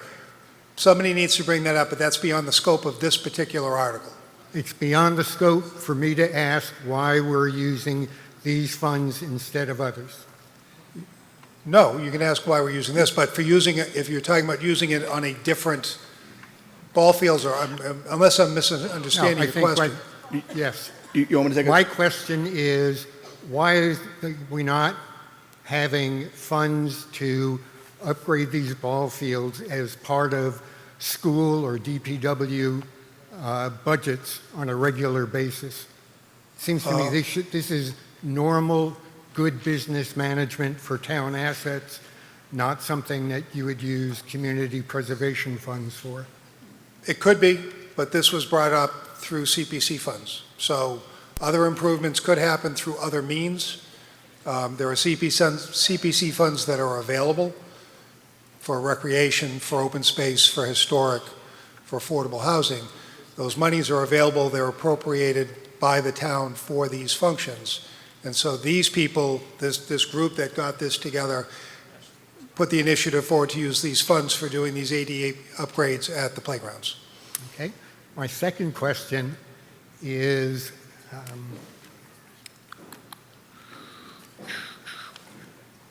these 5 of the items, or 6, are listed as open space recreation. I guess this is a question for the Open Space Committee. how is it that we come up with a full program of uses of those funds and none are for open space, as far as it appears to me? Jim, want me to answer that, Jim? Yeah, you can answer I that. mean, open space includes, there's three categories of CPC, okay? Open space, historical, and affordable housing. I don't know, probably 10, 12 years ago, they had open space includes recreation, okay? Open space we bought a lot of good property in town with open space money. Right now, there's no articles in front of us to buy property. There could be some coming up down the road. So open space and recreation is out of one bucket of money. So does that answer your question, sir? Got it. Thank you. You're welcome. Okay, I do want to make one note that in our errata sheets, those sheets, we're all set, Michael, and this isn't really pertinent He's all to set. what you were doing. But when we're talking about in the project column, and this was in the errata sheets, this is to appropriate CPC fund reserves for ADA upgrades to 5 elementary schools. So that's specific to where these funds are being used, is on the 5 elementary schools. Right. Just want to make that note. I didn't make it earlier. Rear microphone. Hi, Julianne Kennedy, 16 Gates Road. I'm one of those concerned moms that wants to have the surfacing changed of the playgrounds. I just wanted to encourage you all to think about how it feels to be the kid that can't play with everyone else. They have to sit on the sidelines, they can't have their wheelchair pushed over wood chips because it doesn't move like that. It's a heartbreaking thing to see, and the fact that people have the privilege to stand up here and say, like, oh, we can just push a wheelchair over it, it's not a big deal. They don't know. They haven't had to experience that. So I really encourage everybody to sit back and think, like, how would you feel if this was your kid or your grandchild? It's not able to play with everybody else. So, thanks. Thank you.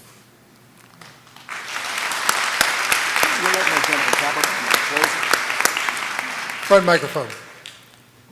Front mic? Did you That's say? you, Barry. Okay, Barry Cornwell Hill.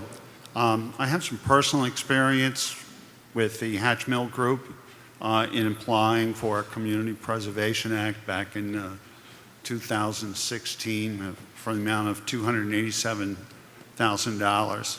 So I've been through this process. One of the things that I encourage people to do is, before you come to town meeting and you look at these kinds of articles, because they've been in print for almost a month, is you have to look at them, and it requires some homework. And in the case of Community Preservation Act, it's worth everyone's while to read up on what that act is, and then next read up on the 4 primary areas for which our property tax can be allocated. Remember, the Community Preservation Act is funded by additions to our property tax. We agreed to assess 3% for CPC funds. It's a lot of money. That's how it's being paid for.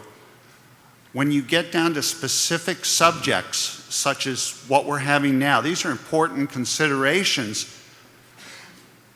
And I encourage someone, especially maybe the CPC committee, to organize some discussions to go through the procedures that address these kinds of questions, including bringing those people in.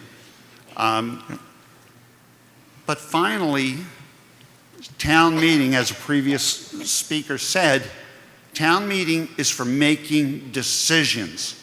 It's too late to have discussions on we ought to do this or we ought to do that. Okay.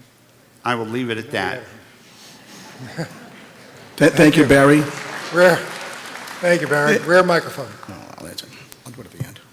Barry Whitten, 94 Sheridan Drive. The first time I've spoken in town meetings. Anyway, I'm also a member of the Recreation Commission, and years ago I worked in the recreation field, so I'm familiar with this. So there was a expert coming. The town paid for the expert in recreation, and playgrounds. She looked at all the playgrounds, wrote a report, and we are out of compliance in several of them. So I very much recommend this important issue, and I support it. Our children need it, parents need it, the town needs it. Thank you. Thank you. Again, if we can hold off on the applause. I'm going to go to the woman at the front microphone, then we're going to go to a vote. Diane Jordan, Bancroft Street. I just wanted to make clear the gentleman, I can't remember his name, who asked why these expenses aren't covered under the budgets of the various departments, DPW, schools, so forth. The DPW budgets include maintenance for all of these areas, the playgrounds, the fields, but these like major improvements can come from CPC. They really can't come from those budgets. So it's just the way that it's done, I guess, I don't know if that was really made clear to him, so I wanted to. And off this, I just want to thank the advisory board for doing such an amazing job this town meeting season in their research. Okay. That's it, thanks. Okay, it's a majority vote. We're going to go vote on motion 4 of Article 12. All those in favor, please raise your hand. All those opposed. I declare that that passes by majority. We are on to motion 5. The Community Preservation Committee moves pursuant to Chapter 44B of the Massachusetts General Laws of the town vote to appropriate the sum of $50,590 to fund town-owned recreational trail upgrades, including maps, signage, footbridges, benches, and kiosks at various trail locations as described in Article 12, Item 5 of the April 28, 2025 Special Town Meeting warrant, and to meet this appropriation, transfer said sum from CPC undesignated reserve funds, said funds being expended under the direction of the Community Preservation Committee and the Recreational Trails Committee. Mr. Cantwell. Thank you, Mr. Moderator. As folks, there's probably many folks in here that use the trails in Marshfield. I think the Trails Group does a great job. These will be, like Jim said, maps, signage, footbridge, beaches. Ned Bangs is here if folks have particular questions. Ned's been, I think, the chair for many years. Ned, you only have 5 minutes, Ned, so get up here.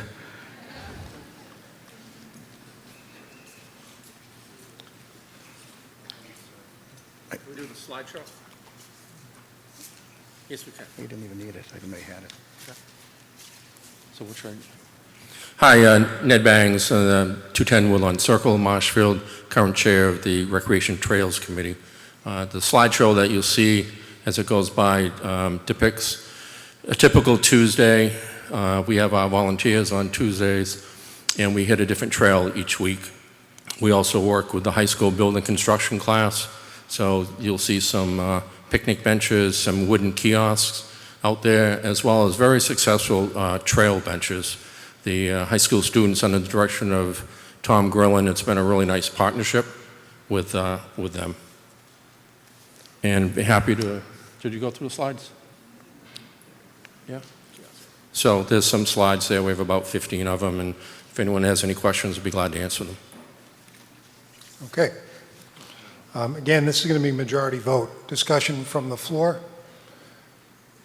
Seeing none, I'll go to a vote. All those in favor of Article 5, please raise your hand. All those opposed? I declare that Article 5 passes. Article 6. The Community Preservation Committee moves pursuant to Chapter 44B of the Mass General Laws that the town vote to appropriate the sum of $1,270,000 to fund capital improvements in Marshfield High School baseball and softball fields as described in Article 12, Item 6 of the April 28, 2025 Special Town Meeting warrant, and to meet this appropriation, transfer said sum from CPC undesignated reserve funds and said funds being expended under the direction of the Community Preservation Committee, Department of the Superintendent of Public Works, and the General Supervision of the Board of Public Works and the MHS Ballfield Revitalization Committee. Kevin. Thank you, Mr. Moderator. As Jim said, the CPC is recommending for town meeting approval $1.27 million to fund capital improvements. The capital, I mean, I know Diane was here. These are capital improvements that are outside other budgets. CPC, they're allowable uses. I mean, and I think they're all the projects that come in front of us. Like I said, we vet them out. This one, we met with these folks probably 6 or 7 times, the phone calls. They did a great job. I'm going to let Rachel go through, and she can go through the specifics. If there's questions, CPC ask me. If there's questions on the project, ask Rachel. Thank you. Hi, I'm Rachel Altabello, 193 Bowles Road. I am the president of MHS Ballfield Revitalization, which is a nonprofit that we formed, a group of parents, player parents really, and Marshfield residents, to address some of the conditions that were at the ball fields at Marshfield High School. The Marshfield High School fields include both the baseball fields and the softball fields. It's four fields in total. Really what our focus on was at this complex was to look at the accessibility, the functionality or the playability of these fields, and the safety of these fields. So all the ideas that we brought forward in this project address those areas. Really, we've worked hand in hand with the CPC, Town of Marshfield, the Town Hall, the Rec Department, Department of Public Works, and then all the schools, whether it was Marshfield High School, Martinson, or Furnace Brook. We really collaborated together to look at this area and see what was best so that we can make it more functional. So some of the main improvements that are tied to the cost are looking at drainage being installed at the varsity baseball field, proper backstop that has the right height and width to protect the area, the space, the cars going by. Also looking at the accessibility of that field. There needs to be more accessibility to the seats and to the field. And then JV softball needs new dugouts. Actually, not new dugouts, they need dugouts because they don't have dugouts. And then there's also batting cages that are needed to protect the players as they warm up, our pitchers as they warm up. Varsity baseball has it now, but it's in an area that needs to be addressed. So we're putting a new batting cage in there, and then varsity softball will get one as well. Varsity softball has a bit of an extended outfield, so we're bringing that fence in to meet more of the game regulations. And then all of these infields will be scraped and rebuilt. They've been in play for over 10 years. They're grass fields. They need attention, they need grooming, they need shape. So all of that will be addressed in this project for all 4 fields, where we'll bring in new mix into the baselines that will be safe, permeable, and aid to the function of these fields. So I want to thank everyone that's been part of this. It's been great. You know, we can look past, we've been living with these fields for a long time, but we really want to look forward. We really would appreciate your favor in this vote. All right, I'm jumping in for Mr. Fitzgerald. Speaker at the first microphone. Thank you very much, Mr. Moderator, I think. Temporary. Sean Costello, Winslow Street. I'm also the chair of the school committee. As the member of the Board of Public Works explained earlier, the school does not oversee the funding or maintenance of ball fields or playgrounds. That is the DPW. But that being said, the school committee did feel it was important to take a vote to send a letter of support for this project, which we did vote for unanimously. I wanted folks to know that the school committee is in full support of this project. It's very good for our students, and we want to say thank you to Ms. Altabello and everybody who volunteered to make this a reality. Thank you very much. Okay. Ken, please. Mr. Lynch. Steve Lynch, 50 Central Street. So, a CPC article that I can enthusiastically endorse, that I'm going to vote for. However, again, I have some things I'd like to say about it. The prior speaker about the money coming from a different location, okay, so it doesn't come from maintenance because it's not maintenance, it's a capital expenditure, but there are other places that it probably should come from instead, like, you know, capital budget or whatever. But anyway, I'm going to vote for it. We have $7 million sitting in the CPC account doing nothing, tax dollars. This is a great article. The reason I believe it's a great article is because, one, I am a huge baseball fan, and secondly, our kids stay at home with their phones and their computers in their rooms, anything to change their lifestyle, to get them out active, playing baseball, team sports, everything about it is great. So I am completely in favor of this. But I do have a couple of reservations about the length, the scope of the article, and Kevin knows this, I've talked to him. So it's too late now, but I would hope that the proposers of this article will come back next year with a proposal for lights.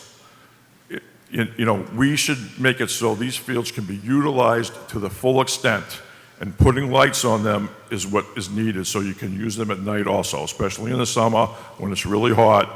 And then if you have more than a different set of groups of teams that want to play, they can be scheduled during the day and then at night also. And there's $7 million sitting in this account that we've been charged extra on our taxes. Get the money now while you can to do this, because next year, I think this fund is something that we can allow the taxpayers of Marshfield to finally get a tax break, because municipal government is becoming unsustainable. I think we should move to from 3% to 1%, and I believe that we have so much more money coming in that we have plenty to do what we need to do with this money. So I'm going to vote for this. I'm all for it. Come back next year. I'm going to vote for lights. Thank you. Okay, thank you. Again, please. Your microphone. My name is Lou Merlone, Quail Run. I just want to talk about baseball in the Northeast, how hard it is to begin with. The spring season starts March 17th, and the gym you're in right now is where tryouts are held because the fields are unplayable. I can speak to the baseball fields. This is the net that everybody hits in, and because you're indoors, you can't even use baseballs. You have to use foam baseballs to play catch. And that's because those fields are unplayable. Quite frankly, they're a mess. It's hard to play in the spring when there is rain. It's even harder when it rains over the weekend and you can't step on the field until Wednesday. That's the way it is. The JV baseball field team just played their 3rd game of the season. Most teams have played 13 in this area. The varsity team has already had 3 or 4 games canceled at home. The freshman team's played a handful, maybe 5. There is no spring season here, and it's hard enough as it is to have a field that has no drainage whatsoever. And that's why this article, I obviously support it, because I want to see these kids out in that field playing baseball. I'm obviously very biased, but I do think it's the greatest game in the world, and the life lessons you learn in this thing cannot be replaced. Showing up every day, having bad days, having good days, and having to show up the next day and do it all over again. That's not just baseball, that is life. Thank you. Mr. Kelly. I can't clap. Eric Kelly, Peterson Path. So remember Rachel and the group coming before the select board to support this, and I met quite a few of them a couple of days later afterwards to get at the ball fields to get an idea what they're talking about, and I do fully support this. I know there's one thing I mentioned to the group was that I do support it, but I would like to know that we're going to have a solid drainage plan in place, because I don't want to revisit this, nor I believe the taxpayers should revisit this in 5 years. So do you have a drainage place plan for the fields? Yeah, one thing I didn't mention, which I should have, is that our committee has been actively campaigning, fundraising, and pursuing grants. And with that money, we've been able to hire a professional sports firm that specializes in design and construction, architectural design and construction. They are here tonight if we need any technical questions answered. I don't want to muddy the floor, but we do have, I had slides, but there was a slide that did pertain to the drainage for the varsity field, knowing it's below grade. There is drainage that's going in the infield and the outfield. I think we're doing it at every 15 feet. So there's going to be drainage, and then that runs off. So we've already done civil surveys on the land. We've already designed up a plan, and it has a huge attention towards drainage. Okay, I mean, I wish I was apprised of this prior to the meeting. It's been at every meeting. Could we get a rundown in regards to the drainage so I get an idea of what it is right now? Is that, as well as is that an answer you can have? No, what the plans are. You said you had some engineers here. There's a slide too. There you go. That shows you the kind of drainage we're putting in. Did you have somebody here to explain it? I don't know if Mark can comment on it. I brought the expert. Permission to speak? Sure. Give your name, go ahead. Good evening, Mr. Moderator. Mark Novak with Activitas. I'm the design principal that has been retained by the Marshfield High School Ball Fields Revitalization, Inc. The drainage design for the field is going to be multi-layered. Right now, we're seeing the largest drainage issue in the infield and the foul territory in between the team areas and the infield. So what we're proposing to do in the design documents that are still fluid right now, we're developing them before we put them out to public bid.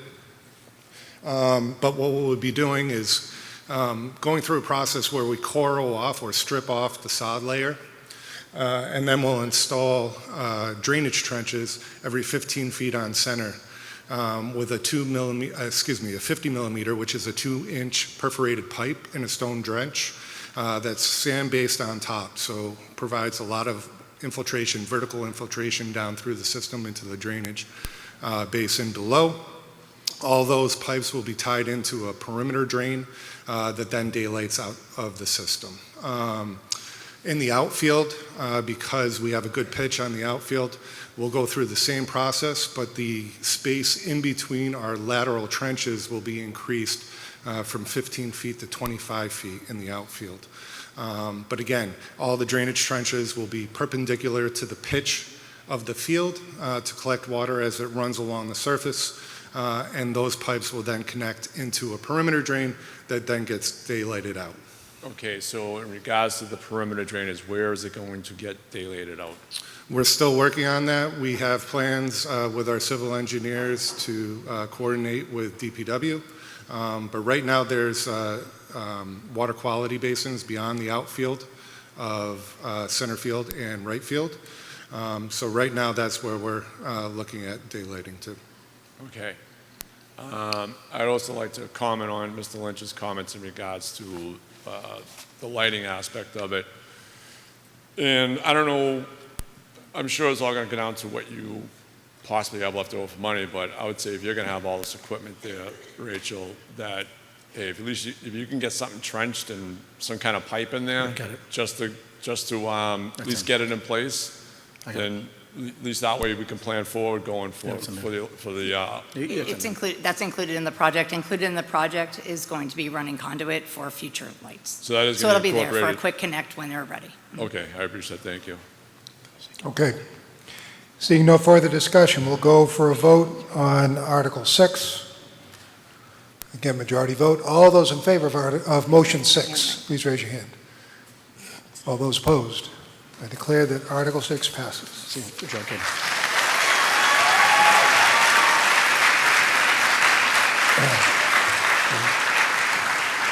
We'll clarify to that, say motion 6 of Article 12, just to make sure it's clear.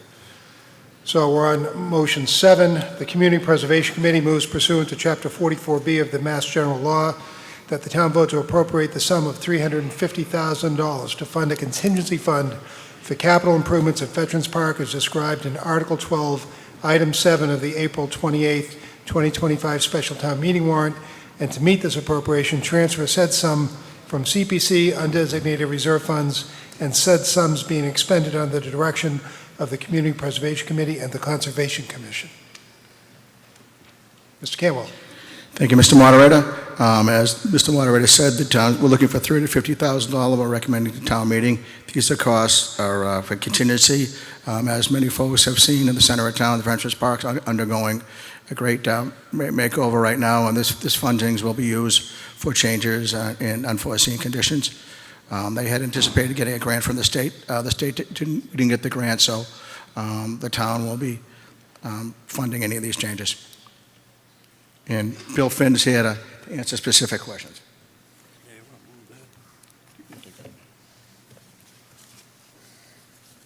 Good evening. My name is William Finn, 96 Dog Lane, and I am the Conservation Commission Project Manager on the Veterans Park South River Dam Removal Project that you see on the screen. The next slide shows the project is currently financed by grant and town funds in the amount of $1,911,000. At the time of the contract award, the total project cost for construction, including engineering and consulting fees, was $1,088,000. $896,735. This amount left a $14,000 contingency for construction change orders or additional services during construction. Last August of last year, the state denied the town a grant request of $650,000, which included a project contingency of approximately 20%, which would have covered issues like the following. The next slide shows the constructed river bypass channel change order, which was necessary to facilitate fish migration upstream while project construction proceeded in the dry, restored riverbed. Another change order is depicted on the next slide. The willow tree on the north bank of the river collapsed into the channel, and it had to be removed before other activities could proceed. The next slide shows two examples of change orders. Depicted on the left is a subsurface concrete foundation which was encountered during construction of the bypass channel and had to be removed. The right side shows the wall and floor of the water wheel sluiceway channel, which are both in need of repair and or replacement. Currently approved change orders equal approximately $69,000, and we anticipate additional change orders, but we do not know what or when they will amount to and when they will occur.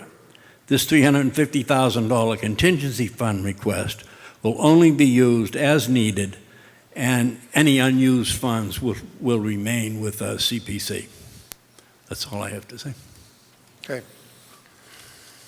Thank you. Discussion from the floor, rear microphone. Hello? Joe Pasevich. When you say Mr. Moderator, when they say that the remaining funds unused will remain with the CPC, can I get some clarification on that?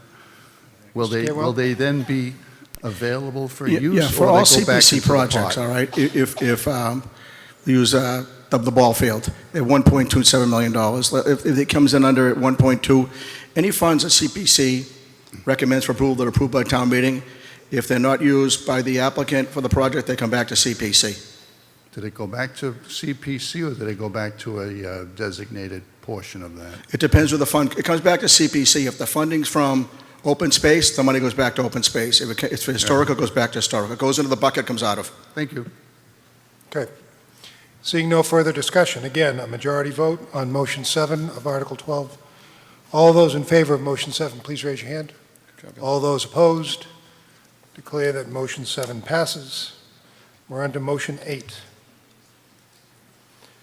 Motion 8, the Community Preservation Committee moves pursuant to Chapter 44B of the Mass General Laws that the town vote to appropriate the sum of $100,000 to fund improvements at town-owned ball fields, including field reconstruction, fencing, screening, picnic tables, and shade as described in Article 12, Item 8 of the April 28, 2025 special town meeting warrant, and to meet this appropriation, transfer said sum from CPC undesignated reserve funds, and said sums being expended under the direction of the Community Preservation Committee and the Superintendent of Public Works and general supervision of the Board of Public Works.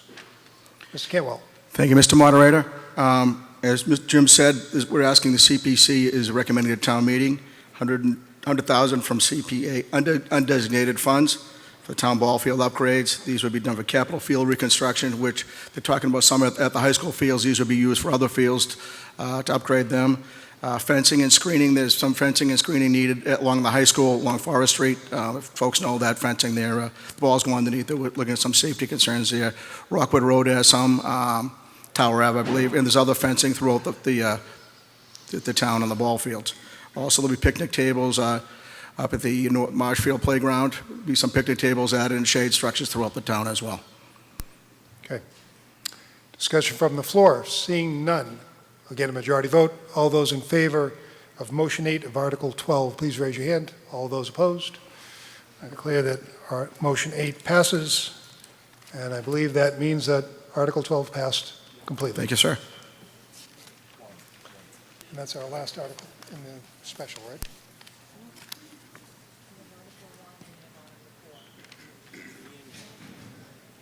Okay.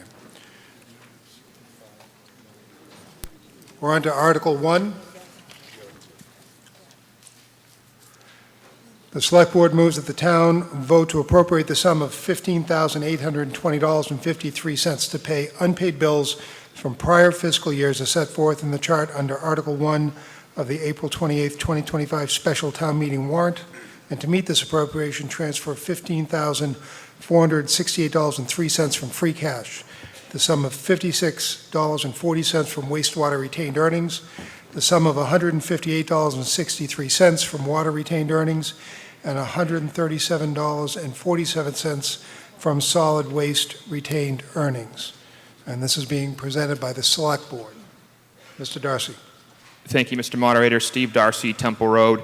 This is an article we see every single year at town meeting, and basically what it does is it pays invoices that arrived after the fiscal year closed. Thank you. As such, this is going to be a 9/10 vote because it's being previous year articles. From the Advisory Board, Mr. Smith. Thank you, Mr. Moderator. The Advisory Board has reviewed these outstanding bills with the town, which were identified after the closing of the prior fiscal year books.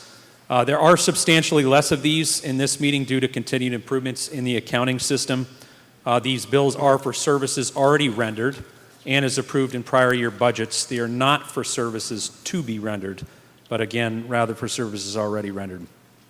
The Advisory Board will continue to work with the town to ensure that these situations are rare, but nonetheless does unanimously recommend that we pay our bills and approve this article. Okay. Discussion from the floor? Seeing none, I'll go for a vote. Again, this is a 9/10 vote. All those in favor of Article 1, please raise your hand. All those opposed? I declare that passes by 9/10. We're on Article 4.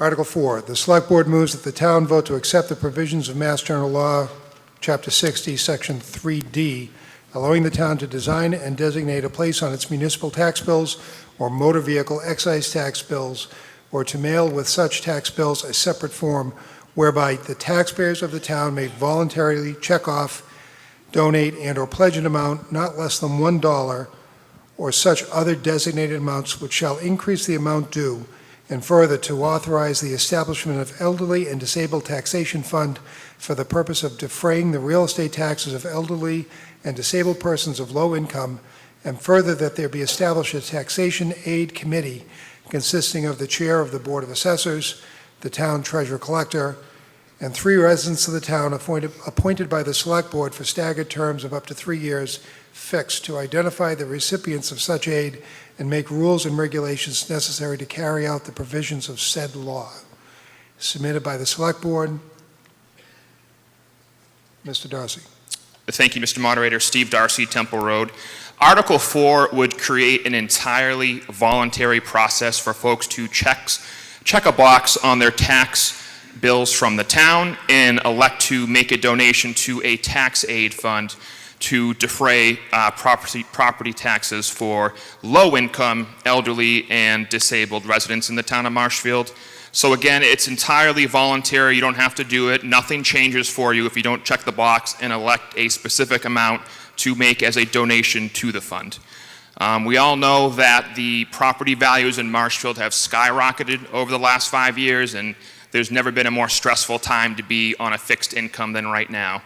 And the committee that would decide who was eligible and who they would disperse funds to help with property tax relief would be composed of the Board of Assessors. I used to be on the Board of Assessors, and we would receive on the regular requests and applications for relief from low-income, elderly, and disabled residents, and they would probably know better than anyone in our town who would qualify and who would be a great candidate and a good fit for this. We would also have our town treasurer collector, and we would also have on the committee 3 residents of our town that would be selected by the Select Board, so I think it would be good to have people who represent our community to serve on this committee. So again, all it does is reduce the number of steps that someone has to take to make a donation to assess our disabled and elderly low-income residents in our community, the most vulnerable people in our population. So I don't see any downside to this article. There's only upside. Again, it's a totally voluntary process. If you check the box, just choose the amount that you want to donate. And I think it's a good thing for our town. There are almost 30 other communities in Massachusetts that have a tax aid committee. And if Marshfield joins, we'd round it up to 30. I think it's a great idea. We're catching up to some towns that are already doing a great thing. And I think it's an important thing to help out the most vulnerable people in our community. And what's really important, I think, as well, is that we'd appoint some great folks to decide who would be eligible. And anytime you can reduce the number of steps someone has to take to make a donation, the more donations that you'll get. So if you can reduce the barriers to entry, you're going to definitely tick up the donations a lot more. And again, it's voluntary. You don't have to do it. And again, people who want to make a donation would be helping out some of the most vulnerable people in our population who desperately need assistance. Thank you. Okay. Mr. Crowley from the Advisory Board. Brian Crowley, South River. While there are many good aspects to the law that allows for these benefits, there's two reasons that we're opposing this article. We unanimously opposed it, 8-0. There's currently other mechanisms in place to address these aspects, and it's also not clear as to the costs and the additional effort and time related to these components, and those may not outweigh the benefits of this provision. Okay. Discussion from the floor. Rear microphone. Susan Wolf, 375 Union Street. You're going to speak in the microphone, please. Susan Wolf, 375 Union Street. I'd like to urge everybody to vote for this. It's a very compassionate article. It is a very small amount, easy check the box, and please vote compassionately and approve this. Okay, thank you.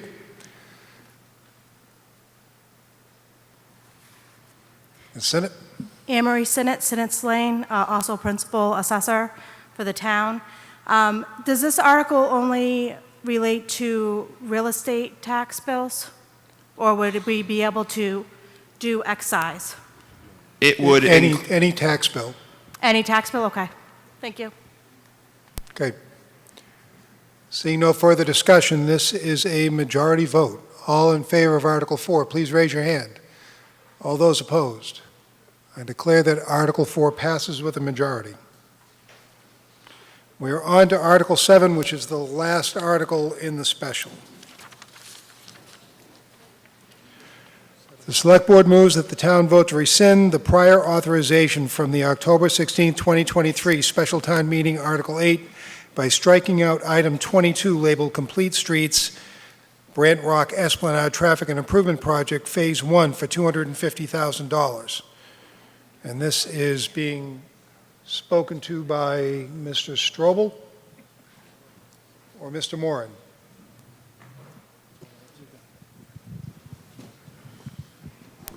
So, Sean Strobel, Town Treasurer.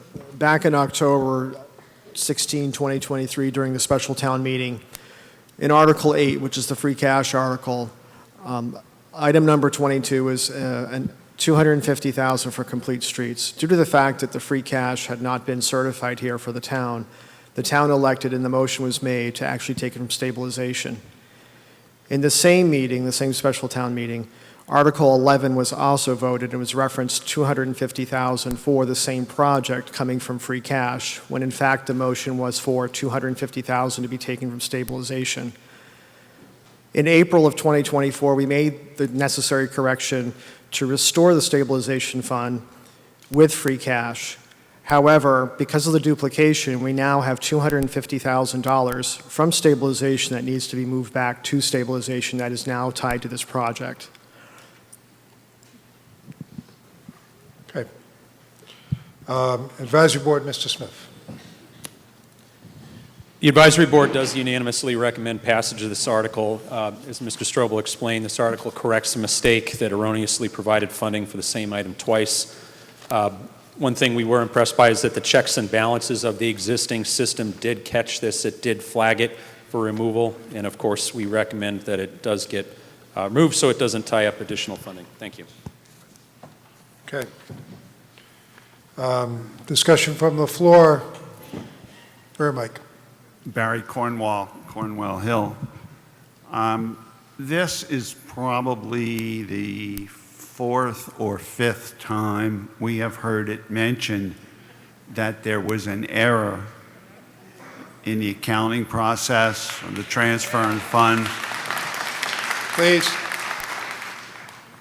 And I, for one, find this totally unacceptable.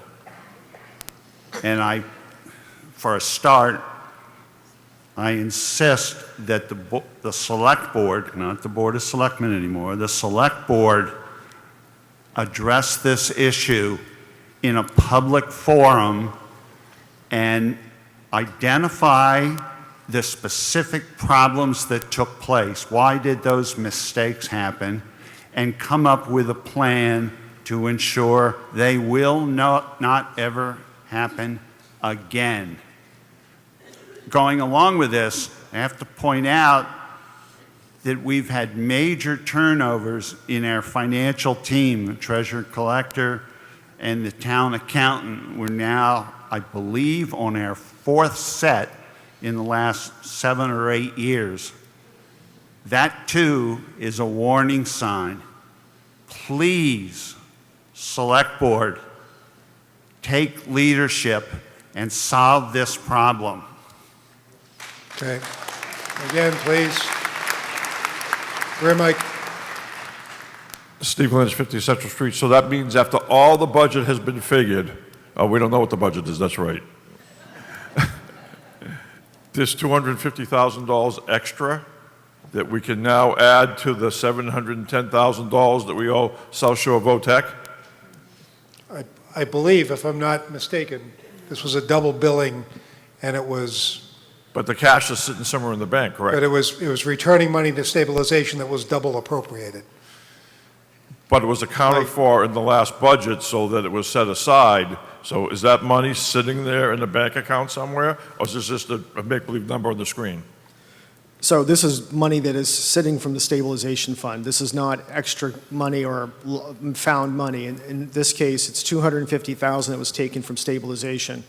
During town meeting, the townsfolk voted on both articles. This is a motion to restore, to return that $250,000 back to the stabilization fund. So that money is on the balance sheet, but it's not figured into the budget that you all screwed up and that we can't vote on tonight. So then you're going to add that $250,000 to extra money we have. Is that correct? No, that's not correct. The $250,000 is not part of the general operating budget. Okay. All right. I understand. So it's just a number on the screen. And I just want to say one more thing. This is not the place to have a town meeting. This makes it really hard. We should be having a town meeting over there, and if you have overflow, they come over here. The seating arrangement is terrible. They have to get up and talk at the microphone. You have to look up over people's heads instead of sitting up at an angle. And it's hard enough doing town meeting as it is without having to be in this room. Thank you. Mr. Cleary.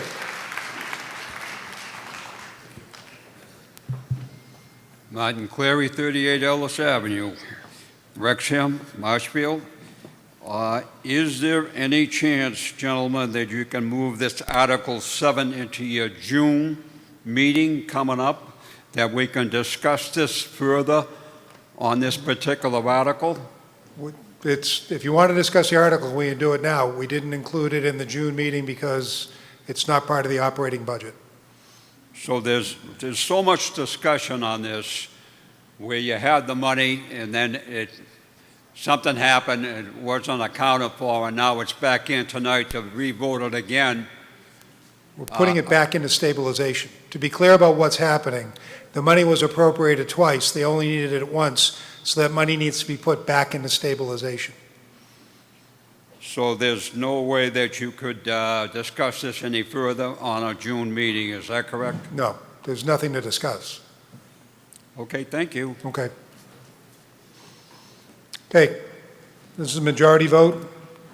All those in favor of Article 7, please raise your hand. All those opposed, I declare that Article 7 passes. So this is your, bear with me here for a moment.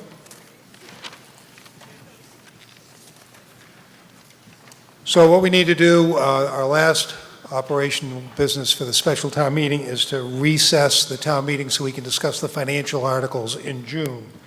And so that motion is, I move that the special town meeting be recessed until Monday, June 2nd, 2025 at 7 p.m. at the Marshfield High School. Here it says gymnasium. I agree with Steve. I'd rather be in the auditorium. For further consideration of special town meeting articles 2 and 6. You got a question about this motion? I do, yes.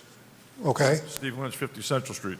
So this is my warrant book that I picked up when it came out, right? And you can see all the writing that's on this warrant. I spent, no, not hours, days researching every one of these articles by going to advisory board meetings, selectmen's meetings, watching them on TV, and I mean, a lot of my time. So when I get up here, I can ask questions that I already know the answer to, but I want them to know the answer to. But no, you guys screwed the budget up so bad, we have to come back in a month to do this. It's outrageous. Your financial team is a disaster, and it's not fair to the taxpayers of Marshfield to have to do this. Thank you. Okay. So I had moved, as I said in my motion, that we're going to recess the special town meeting until June 2nd. All those in favor, raise your hand. All those opposed, I declare that that passes. So we are now done with special town meeting.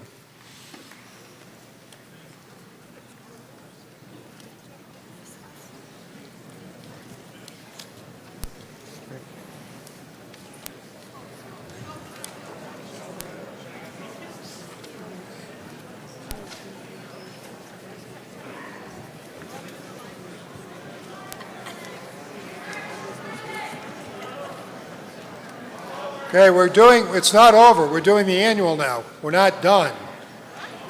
Let's be clear, we are not done. We are only halfway done.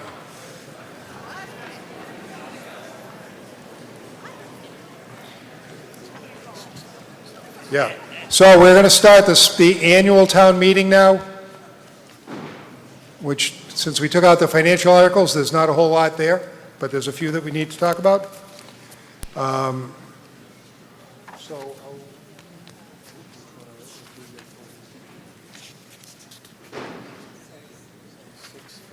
So Article 6 on the annual is our first question.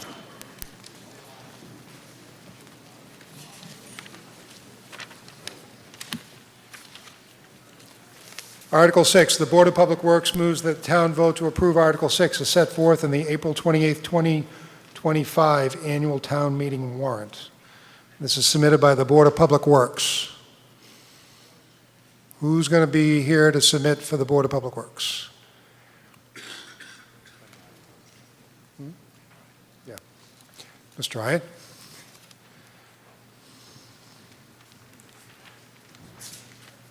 Ken Ryan, DPW engineer.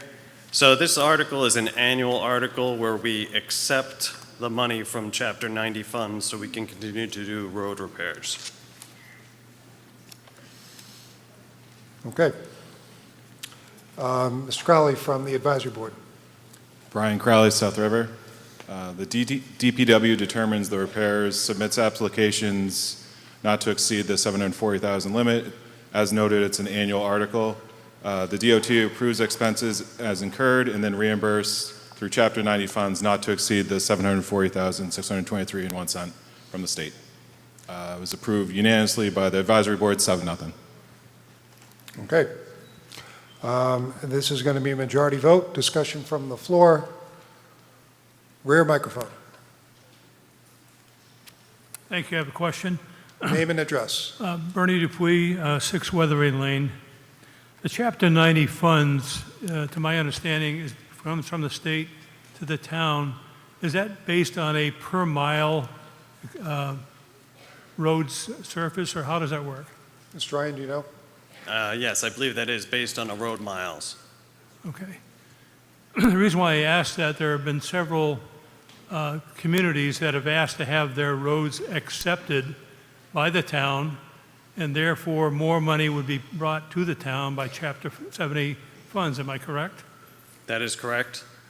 Can you tell me why that's been put off and delayed and delayed and delayed? No, I'm not aware. I'm not in that process. But I do know that the amount of money that's awarded on a per mile basis is not enough to maintain all the roads.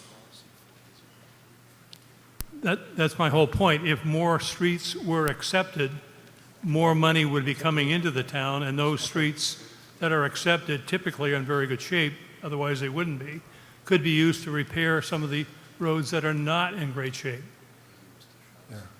That is part of that process. I have a difficult time understanding why we're turning down money from the state for roads that are perfectly acceptable and could be used for other roads, as opposed to, not accepting them and not getting the money.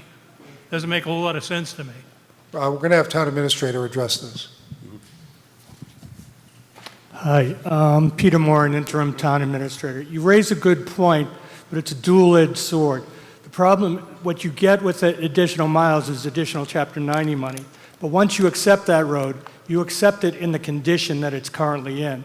So if the road bond, when the original development went in, is expired and was not put in, the road wasn't put in to the specifications that you would want today, you're going to inherit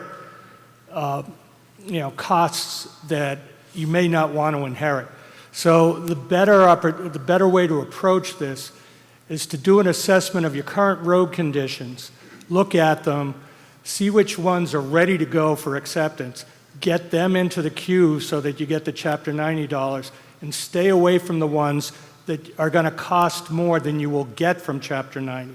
So it is the right idea to make sure you're up to date on your Chapter 90 road miles, but you want to make sure that you're not inheriting costs that you don't want to inherit. Thank you. I agree with that, but what I'm saying is there are a number of streets that do meet those requirements now and had 5 years ago or so when developments went in. I think we're passing up money that could easily be coming into the town for good use. That's my whole point. Thank you. Thank you. Mr. Carrier. Dave Carrier, 34 Outlook Road.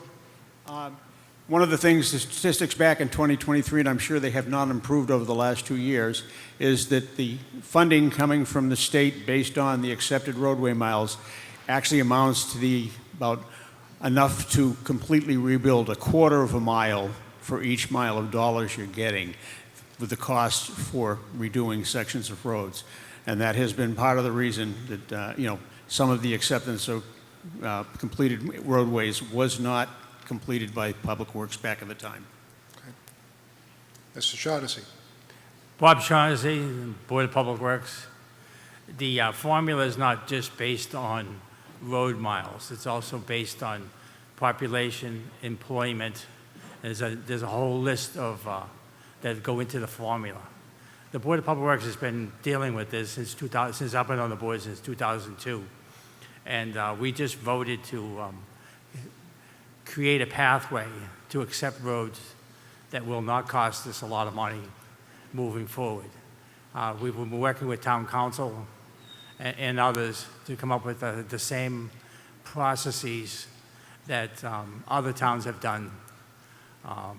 And we do have a pathway to accept new roads, but we don't want to accept the liability along with it. It doesn't make sense to us to accept a road that needs $1.5 million worth of work. We're only getting half of it, and it's not even a feeder road or a major route road. So we're going to be working with the select board, our board, town council, and others to create a pathway to accept roads that are in very good shape and they're brand new, which have a life expectancy of 20 years out. We just don't want the liability to have to improve roads that don't have any useful life to them. Thank you. Mr. Cornwall. Barry Cornwall, Cornwall Hill. I wish I had the data right in front of me, but over the years I have noticed a number of unaccepted roads whose conditions are deteriorating, and when I looked into it further, one of the things I discovered in speaking with the residents of those roads is that we were approved by town meeting, accepted as a public road, but the single biggest problem was that the town failed to record those accepted roads with a registry of deeds. I don't know whether that is continuing or not. I hope it's not. But in the future, I would strongly recommend that when we do receive lists of private roads or ways to be accepted, that we specify what amount of money the town is willing to spend on upgrading those roads, or contrarily, how much money those residents who are responsible for those private roads need to spend to upgrade the road to town standards. This is not brain science. Okay, Town Council has a rebuttal on that. Robert Galvin, Town Council. So I began my service in September of 2012, and at that time the Board of Public Works wasn't accepting roadways, I think for the reasons that Mr. Carrier explained. 4 years ago, I was asked by the Planning Board and the Board of Public Works to draft a new policy so that this process could begin anew, and that policy has been drafted, and I believe the Board of Public Works is prepared to approve that. And once that's done, we'll have a defined process, the forms are all in place, and the town could begin accepting roads. Okay.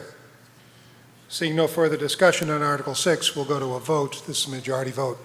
All those in favor of Article 6, please raise your hand. All those opposed? I declare that Article 6 passes. We are on to Article 8, I believe. Article 8, the Planning Board, 8 and 9 are linked. So the Planning Board moves that the town vote to amend the Marshfield Town Codes Division 3 zoning bylaw, Chapter 305 zoning, Article 5 use regulations, Section 305-5.04 table of use regulations as set forth in Article 8 of the April 28th, 2025 annual town meeting warrants. Mr. Guimond from the Planning Board. Thank you. Greg Guimond, Ice House Lane. Do they have the slides?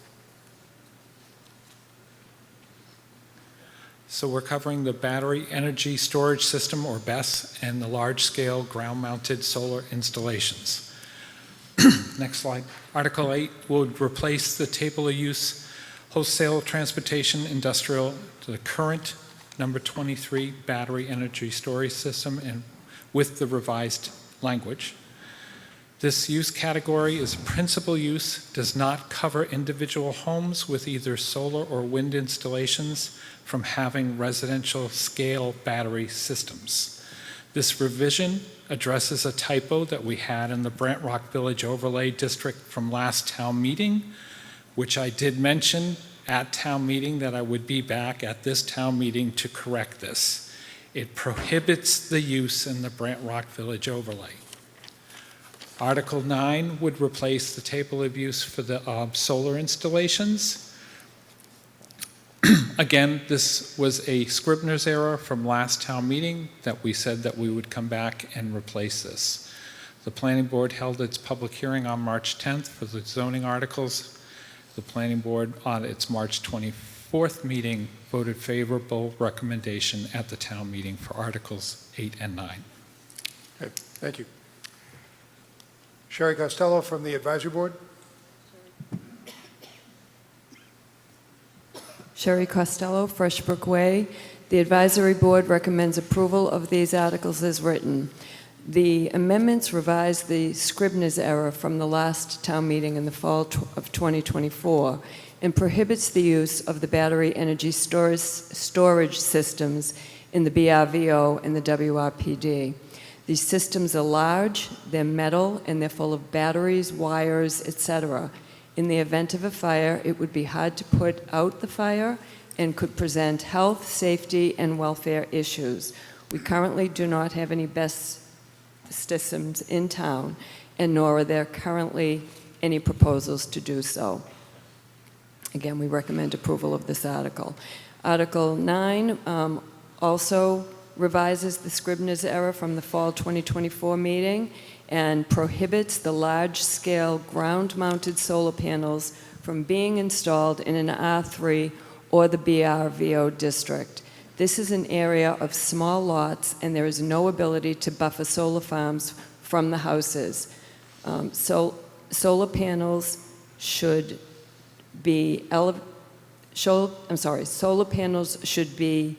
not be in the flood zone. They should be elevated in an elevated area. The advisory board recommends approval of this article as written. Okay, thank you. Discussion from the floor. These are both two-third vote articles when we go to vote. Rear microphone. Thank you. Madeline Daly, 5 MacArthur Lane. So I'm going to be voting no on this because when this was at the battery storage was initially put forth for Brant Rock, we came to town meeting and there was inadequate answers. There wasn't enough information provided, and clearly by putting forth these two new articles to correct the errors that were presented at the original town meeting means that you didn't have all the information. So we voted on an article that was not presented fully to the people of the town. So I'm going to be voting no because we're going to need to take this back and have proper information presented to the people in order to be able to vote properly. But giving people inadequate information or saying, I don't have that info, or it's just fire training, when it was asked, how would a fire be handled with this? And now more information's out on these battery storages. They're toxic. People had to be evacuated in the areas, and the fire can burn for days. Not only does the toxicity go into the air while it's burning, but it also leaks into the ground and can go into our water systems. Thank you. Okay. Seeing no further discussion, we'll go for a vote first on 8, and then we'll go to 9. So on Article 8, again, this is two-thirds vote. All those in favor, please raise your hands. All those opposed? I declare that that passes by two-thirds. So Article 9, again, it's the same thing. Two-thirds vote. Article 9. All those in favor? Article 9. All those opposed? I declare that passes by two-thirds as well. We are on to Article, what? Article 1.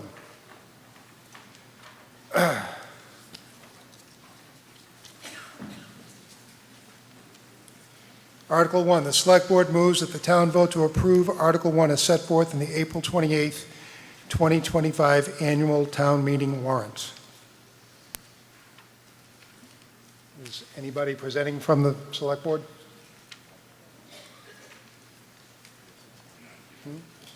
This is somebody from the Select Board presenting, or we lost Mr. Darcy. So this is the town meeting report article, so it's acceptance of town meeting reports. Mr. Crowley? Advisory Board opinion? Oh, I'm sorry, I meant the wrong article. The advisory board recommends approval of Article 1. This is our the standard report. Annual report is published annually. Encourage everybody to take a look at it. It is published. It's available at Town Hall. I believe that there's some copies out here at the front as you come into the auditorium as well. Thank you. Sorry about that, Mr. Smith. Discussion from the floor. Hi, Joe Pasevich, Wilson Road. I'd like to know if town council can chime in on this and tell us if there's a statutory basis for creating and accepting a town report. Is there a statutory requirement? Traditional, he says. It's traditional. Okay. Second thing is, who does this? Who puts this together? from my own personal experience with this, it's usually been the town administrator that assembles and the staff that assemble all the reports that come in from the different departments. And then obviously there's financial information in the back that comes out of the financial team. Yeah, I'd like to suggest for future discussion that we designate somebody that we know, whose name is known to everybody as the central collection person, not just to assume that somebody in town hall is going to do it. I assure you that the report doesn't spring out of the ether. I mean, somebody does do it, and it's the selectman's office that puts it together. Well, it seems to. But I would like to, and I'd be in favor of actually paying somebody to do a decent job. And I just want to bring up one thing. I'm an elected member of the Housing Authority. And if you look at the Housing Authority's report in this document, I just want people to know that that was never run by me as a board member. I did not approve it, even though it says submitted by the Housing Authority members. Yeah. The second thing I want to say, and it's not something that's debatable. I was never given that. Second thing I want to show is on page 20, it lists the Housing Authority, and it shows my term expiring in 2027. It's 2028, and there's also one member missing. So year after year, I see a lot of flaws with this, and I just wish somebody would be appointed as the point person for this, and if we have to even pay them. Is that you volunteering? Well, give me a couple of grand, I'll do it, sure. Okay? And again, the last point I want to make, and I know this is educational, I don't want to take up your time. I would like to see some consistency in the financial reports year to year. We see them changing, as has been pointed out with all the upheaval, turmoil, changes in treasurers, et cetera. Can we get a standard format, please? Thank you. Okay. This is a majority vote. All those in favor of Article 1, please raise your hand. All those opposed? Article 1 passes with majority. We're on to Article 10.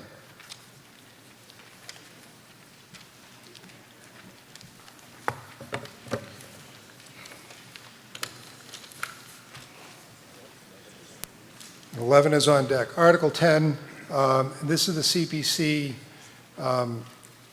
basically the administrative article for CPC where money is put into the different divisions. So, Kevin, you want to kind of set the stage? Yes, in the CPA legislation, 10% of the set-asides of the CPA revenues from 1 year have to go into 3 different pots: historic, open space, recreation, affordable housing, up to 10% of the pots. So last year it was $252,390 was the total between the tax levy and what the state gave us. So 10% was historic, 10% goes open space / recreation. As we said earlier, they're together. 10% went into affordable housing, and up to 5% is for administrative costs, which pays for our administrative assistants, studies that we can commission for the town. The town can do studies that we can fund that out of administrative funds as well. So we're asking for town meeting's approval. Okay. Sherry Costello from, Paul De Cristofaro. Paul De Cristofaro, George Street. Not too much to add here other than, setting aside this money qualifies for all the potential granting as well, Kevin, correct? And Mr. Conwell kind of stole my comments on this one because I wanted to mention we put 3% into this every year out of our taxes. But this is more of a formality, and again, as Mr. Conwell said, the real work is done in the fall. That $3 million you just voted on an hour ago is where the work is done, and that's where you really want to be involved if you want to know where this money is spent. Advisory Board unanimously approved this as written. Okay. So there are multiple motions here. I'll read each motion, and then we'll see if there's discussion on the floor. If not, we'll go to a vote. These are majority votes. Motion number 1, the Community Preservation Committee moves pursuant to Chapter 44B of the Mass General Law that the town vote to set aside the sum of $252,390 from the FY 2026 revenue for historic reserves. Any discussion on the floor? Seeing none, I'll go to a vote. All those in favor of motion 1, please raise your hand. All those opposed? I declare that motion 1 passes. Motion 2. The Community Preservation Committee moves pursuant to Chapter 44B of the Mass General Laws that the town vote to set aside the sum of $252,390 from FY 2026 revenue for open space and recreation reserves. Seeing no discussion, again, majority vote. All those in favor, please raise your hand. All those opposed? So I declare that motion 2 passes. Motion number 3, the Community Preservation Committee moves pursuant to Chapter 44B of the Mass General Laws that the town vote to set aside the sum of $252,390 from the FY 2026 revenue for affordable housing reserves. Seeing no discussion, all those in favor, please raise your hand. All those opposed? I declare that motion 3 passes. And motion 4, the Community Preservation Committee moves pursuant to Chapter 44B of the Mass General Laws that the town vote to set aside the sum of $125,000 from FY 2026 revenue for administrative and operating expenses of the Community Preservation Committee. Again, seeing no discussion from the floor, all those in favor, please raise your hand. All those opposed, I declare that motion 4 passes. Thank you. So we have completed Article 10. We're on to Article 11, and then our last article will be Article 5. So Article 11, Nicholas Drosopoulos moves that the town vote to approve Article 11 as described in Article 11 of the April 28, 2025 annual town meeting warrant. And this is a citizen's petition. This is going to be a majority vote. This is going to be, I think it may say in your warrant it's 2/3, but some more legal information came up. This is going to be a majority vote. Take it away. Thank you, Mr. Moderator. Nick Drosopoulos, Ames Way. I'd like to make a motion first, Mr. Moderator. Please do. I move to amend the motion to delete the proposed reduction in the required parking ratio in the Brant Rock Village Overlay District, so that the only amendment will be deletion of the last sentence of Section 305-13-05K parking, which currently requires that residential parking in the Brant Rock Village Overlay District be located above base flood elevation.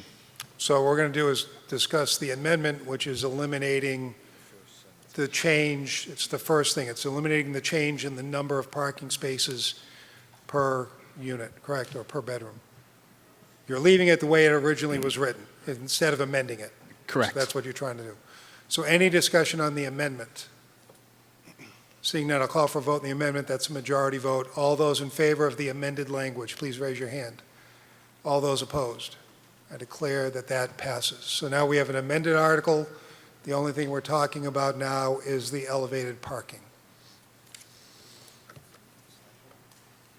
Thank you, Mr. Moderator. Yep. Today, we're here because we believe in Brant Rock's future.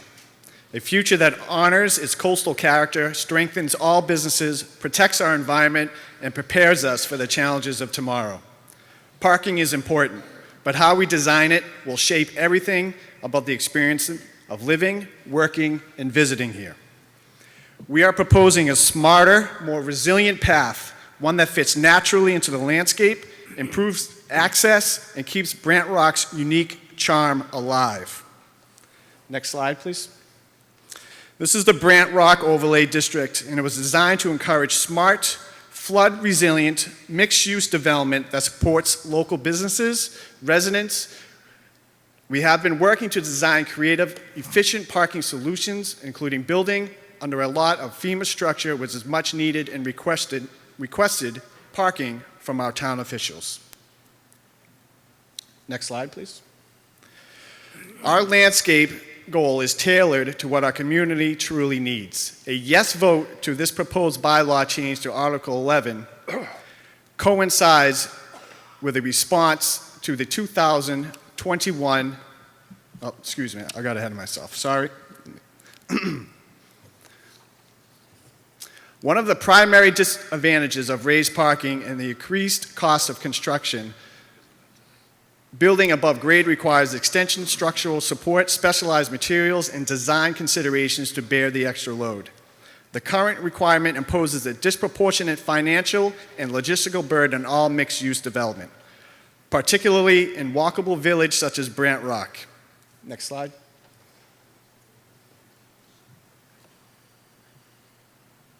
Next slide, please. For example, the shops at Brant Rock currently for sale were to rebuilt with residential units above them, or any other property larger than 10,000 square feet were redeveloped, this regulation would make this project virtually impossible. It would force the construction of elevated parking, which undermines the viability of any new development in Brant Rock. Next slide, please. This is what we do not want.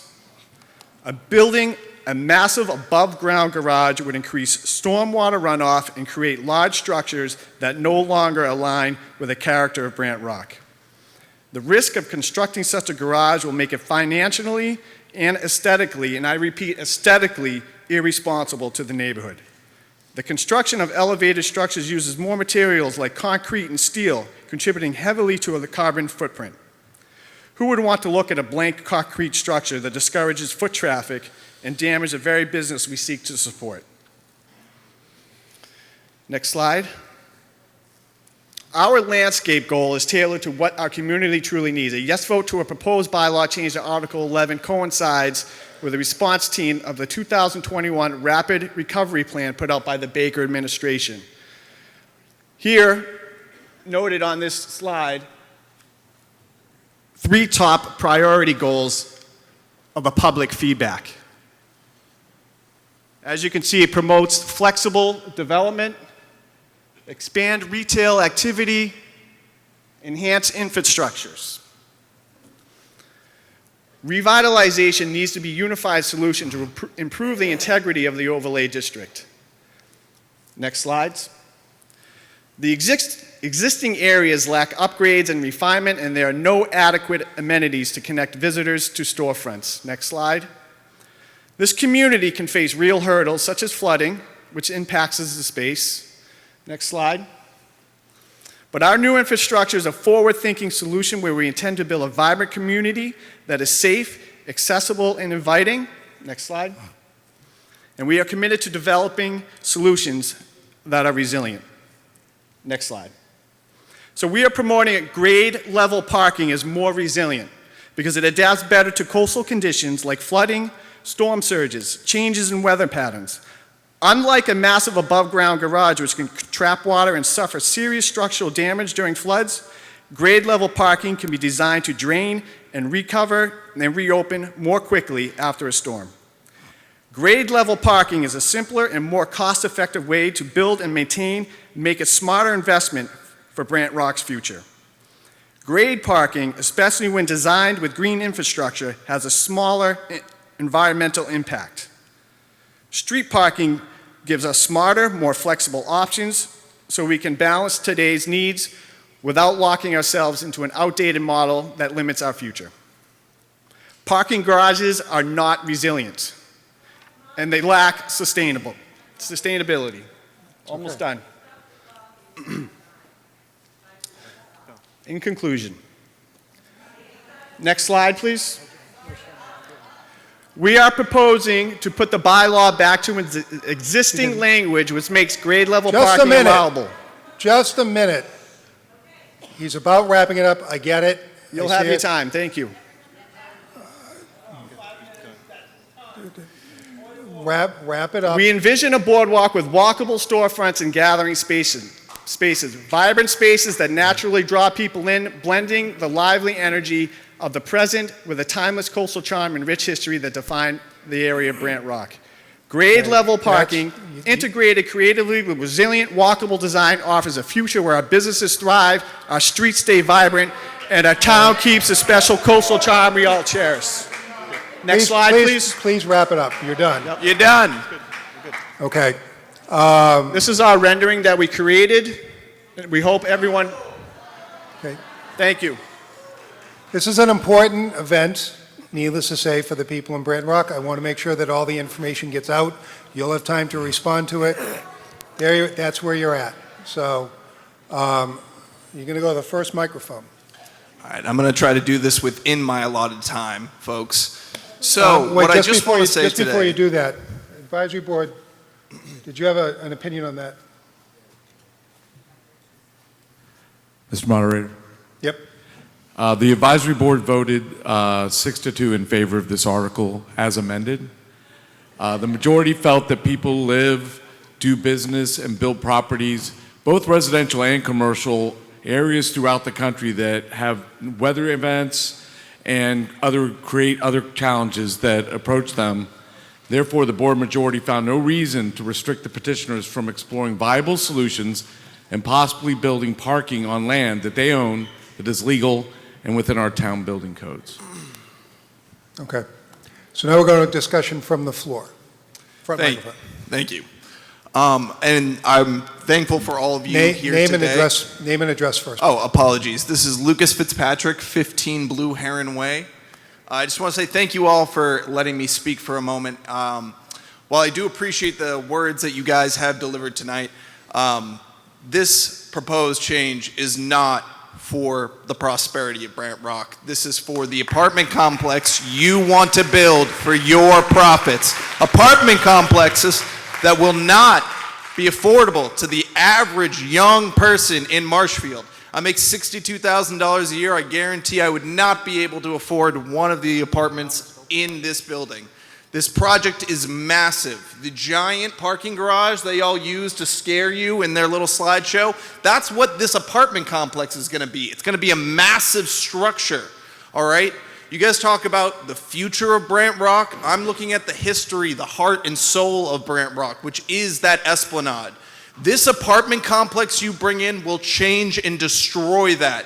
You will bring in many people from outside places. You are going to bring traffic to an already congested area. They just put in that insanely dumb roundabout that is causing so many 5-pop tires. There's not been a single one. The 25 years I lived in this town, I've not seen an accident there. The traffic's going to get even worse in that area in the summer, even worse on the 3rd of July. What do you think's going to happen when we have 87 apartment units? Probably 2 people to one of those units. We're going to have 160 new people coming in that area every day. Do you honestly say that is for the best of Brant Rock? It is not. It is for the best of your bank accounts for that to happen. That is why I ask my fellow citizens to vote no on this proposed change. Thank you. And I did that within time, I would just like to point out. Gentleman at the rear microphone. Gentleman at the rear microphone. Yeah. Skip Trelecki, 177 Ocean Street. Thank you, Mr. Moderator. What I'd like to say is that I'm an engineer and I looked at this from a different perspective. I'm also against this project. This is going to put high demand on all the town resources, and it'll be a major burden on the town in terms of our well water, our sewage, our fire, our police, and our schools. This is going to end up costing everybody in town a lot of money. I spoke with Sean Patterson, superintendent of the water department. I spoke with Clint Stetson, because I'm an engineer, okay? But anyway, this is common sense what I'm talking about. I asked them if Stephen and David had talked to them about any of this project. They haven't spoken to the water or the sewer department. They're going to end up dumping and taking 25,000 gallons a day out of our well water, okay? That's going to put a tax on all of our pumps. It's going to put a tax on all of our wells. And it's going to increase the sewage. We're at over 50% capacity right now in our sewer system, and they want to dump more into it. They have not done their homework. They should have done an environmental resources impact study. They didn't do that. They should have done a water and sewer impact study. They didn't do that. Stephen and David come before the town, okay? And they were begging us as if it's a hardship for this particular project. But they haven't done their homework. They haven't told us what the impact is going to be and what it's going to cost us. It is definitely going to put a tax on all the well pumps. It's going to definitely put a tax on all the sewer pumps. That's going to cost us money. We need another fire truck if they do this project. They should be paying for that fire truck. We should not be paying for that fire truck. So what they're doing is this is a huge smoke screen. They haven't done their homework, and they're practicing on us. They haven't built a project like this before '87. They're trying to be developers. They have no experience. Lastly, they have not told us where the funding is going to come from. We're talking about $50 million for this project, okay? Where is the funding? Have they secured it? If they go bankrupt halfway through it, where is the bonding to protect the town that this project will in fact get finished? I hope everybody votes no, because all this is going to do is tax every resource in town and cost us money. Thank you very much. Thank you. Mr. Clary. Martin Clary, 38 Ellis Avenue, Wrexham. And I say Wrexham because it's a beautiful part of this community. The beaches are beautiful. The water is terrific down there. The walking is fantastic. We have a beautiful, beautiful town here, ladies and gentlemen. Don't destroy it with what you're trying to do. How many units are you going to put in there that you want to do? Let me ask you that. Mr. Moderator, I don't believe that is that outside the scope of this article here. I think number of units is within the scope of the article. I mean, you're talking about, you're putting your article through, so you should be able to answer that. Go on. We don't have an exact amount yet of how many apartments that we're going to be putting on there, but I mean, as we did our residential meetings a few weeks ago, we did state there were approximately 80 plus apartments. 80, you say? 80 plus apartments. 80 plus.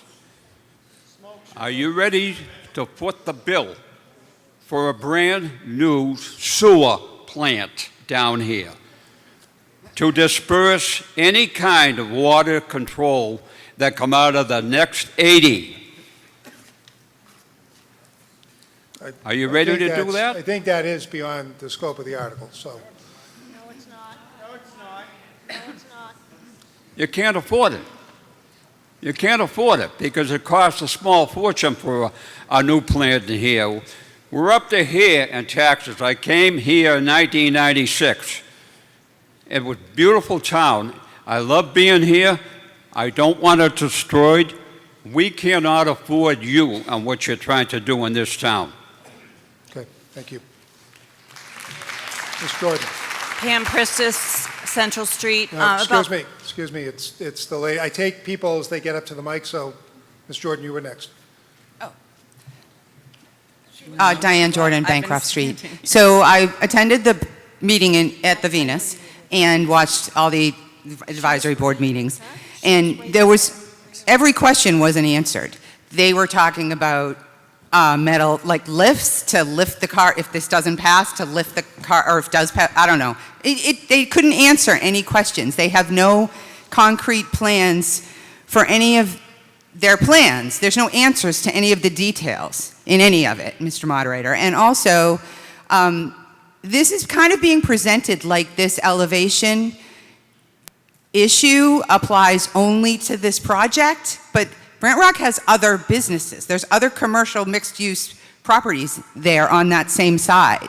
So if this passes, it's not just going to allow these guys to build this monstrosity, but also free up all those other properties to develop as well. So they keep talking about revitalization, and the cornerstones of revitalization, there's two main cornerstones of revitalization of a community. And the first one is listen to the community. And the second one is respect the ecosystem. So they're not revitalizing. They want to build a for-profit 80 to 90 unit apartment complex. That's not revitalizing Brant Rock. Revitalize it with, some smaller, couple of townhouses or something, or some businesses that will bring in income for somebody other than your family. And Mr. Moderator, I would appreciate it next time when somebody's doing a 5-minute proposal that they get kept to 5 minutes as every other person has been and should be. Correct. Thank you. Thank you. Rear microphone. Pam Pristis, Central Street. About 15 years ago, we were regulars at Arthur and Pat's, and they had told us that they wanted to get out. So we got the papers from the town hall, and we had them looked at, and we were told, stay away from this. There's so much red tape with the conservation, the wetlands, the flooding, all the zoning, and they said, stay away from it. It's a bad investment. And I think that either this group was not advised of that, but why don't we have the CPC funds give them what they paid for it, and we can make it into something that everybody can live with. I lived at this end of town for 22 years, and there's a lot of space here. Down there, I've lived down there for 6 years. We're on top of each other, and things that your neighbor does impact you because you could practically touch their houses. And to bring in 87 units, they were asked if they would compromise and lower the units, and they said no, they wanted as many as they were legally allowed to put in there for as cheaply as possible, is what they said at the event.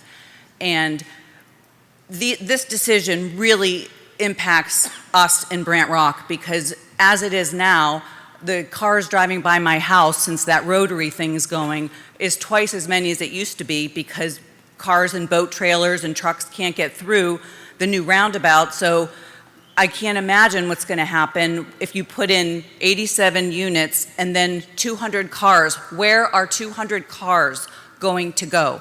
There's no parking. The water's going to be rushing over the seawall, and you're going to have little old ladies out there getting their cars up on the ramps with the salt water rushing down. It just doesn't make sense. It's not about revitalizing it. So I implore everybody, please vote no, because this really will ruin the Esplanade.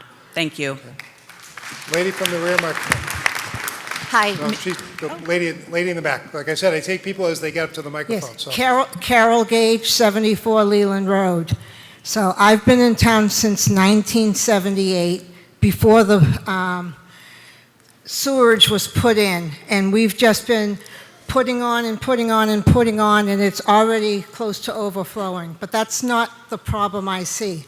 I see that we're going to use car lifts, which have electrical, and the car lifts in Boston that are being used down on Traveler Street, they're a nightmare, okay? That's from a company that I used to work at, all right? I see that when I have people coming in from California and my seawall is going over the wall and coming down, and we can't visit where Arthur and Pat's is, or Venus, because there's DPW trucks in front of where the, what do you call it, right on 139, saying, no, you can't go. How are we going to get people home? I know last year, I have pictures of Eric Murphy driving somebody in a rowboat home.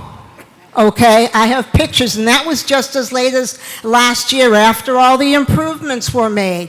Now, I also see that when I leave town, because I'm in the acres section, I often go Duxbury, because there is no way to get out of Marshfield after 2 o'clock on a weekend day or a weekday in the summer. How am I going to get 87 more houses? Apartments rather, out of town? You haven't made that clear. We don't have room in my schools. I don't think that they have taken into account when the electricity's out, how am I going to get my damn car off whatever floor I'm on? You know what I mean? I don't think anybody is looking at that. I did.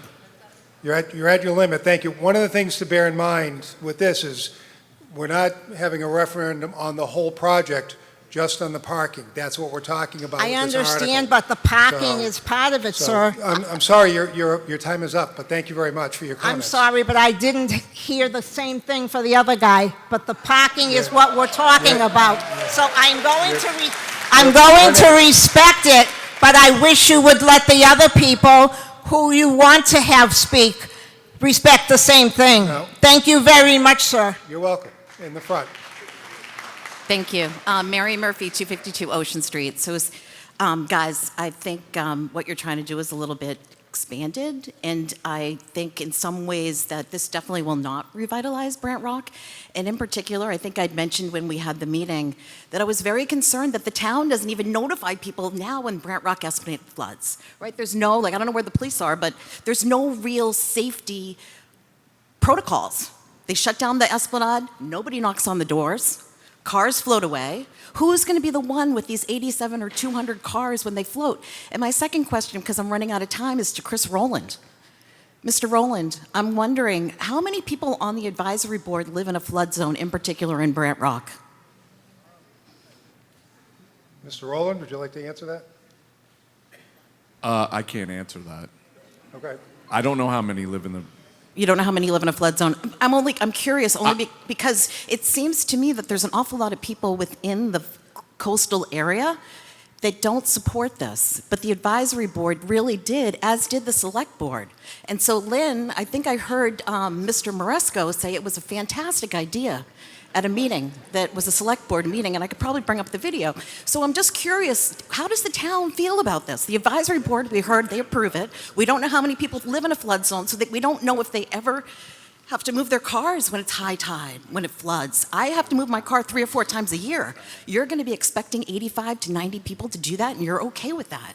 But you don't know where they're going to move. Where are they going to move to? Okay. You don't, I mean, it's, again, we're talking about the parking here. You're talking I'm about the whole talking about development. parking. I'm talking about parking. Where would they move to? Mr. Rowland, where would you expect these 100 cars to move to? We're not going to get badgering. Okay. Or the police. Could the police maybe help us with the plan and the Esplanade so when it does flood? It's their plan to put this in the Esplanade. It's not. Okay, well, I'm just thinking the town, when they're approving these things, also need to check in with the residents that live there to make certain that you're thinking of all the questions. That's all. Thank you. Rear microphone. Danielle Conant. You can tilt that microphone up. I can't hear you. Sorry. Danielle Conant, 133R Old Ocean Street, Marshfield. My family's been here since the Mayflower. I don't care what your logistics are. I think it's offensive. I still can't hear you. If you can get a little closer. I think everything on this plan is offensive, and I think that we should all vote no. That's it. Keep Marshfield marching. Front microphone. Lady at the front. June Williams, 81 Franklin Street in Brant Rock. I've lived in Brant Rock since about 1970, and I've lived through countless floods, high tides, flooding events. And about the, dozen or so people that live on the Esplanade, they move their car to higher ground. They move their car to either the Brant Rock Market parking lot or to the Old Stone Chapel on the lawn. And my question for the Drosopoulos brothers is, where do you envision that the 8,700 or more cars are going to move to when there's a flood? Okay. May I, Mr. Moderator? 2 minutes. Thank you. We have had thoughts. We were going to, we haven't got to that point yet, but we had thoughts to speak to our police department to get a flood emergency activation plan in order to make mandatory movement of people's cars. I mean, and we were going to be in talks with the St. Anne's Church to maybe move the cars up to there in a higher ground and make a donation to the church every time we need to use their parking lot. Okay. Okay, thank you. Rear microphone. Good evening, everybody. Eric Murphy, Ocean Street. So I'm against this plan, and for a number of reasons. The 25 years I've lived there, I've seen 20 floods waist deep. I've seen floods up to my chest. We've called Emergency Operations Center at least 3 times to have them come down and rescue people out of cars in the floodwater. Sean Patterson, I called him directly. They had to send a backhoe down and pick somebody up out of a car. It's always been notorious in Marshfield that when there's a storm, there's 3 brand new cars parked in front of Arthur and Pat's. Arthur and Pat's hasn't been open in 15 years. Why are these 3 cars there? For insurance reasons, okay? If there's 100 cars that get flooded underneath this building, you know who's going to pay the insurance bills on that? Everybody in the 020 district, okay? It gets paid back to you. You're going to feel that next time and the time after. These cars are going to flood. Also, I have a question for the, I believe it's the harbor master. Back in the MBTA grants that we were going to lose, it was said that there was a $900,000 grant for the town pier to flood-proof the town pier parking lot from the floods. Is that true or not? That's a little beyond the scope of the article, but Mr. DeMayo, do you have any? Okay, well, my comment? question would be is if we're going to spend... Well, I'm asking, so. Okay. Do you have any comment?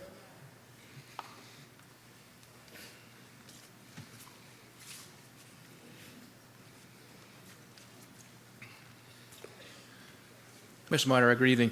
Question again, Mr. Murphy? There was, during the MBTA grants that might be potentially lost during the Town meetings we had where we voted them, there was a recommendation that the town pier had a $900,000 grant in line for flood-proofing of the town pier parking area.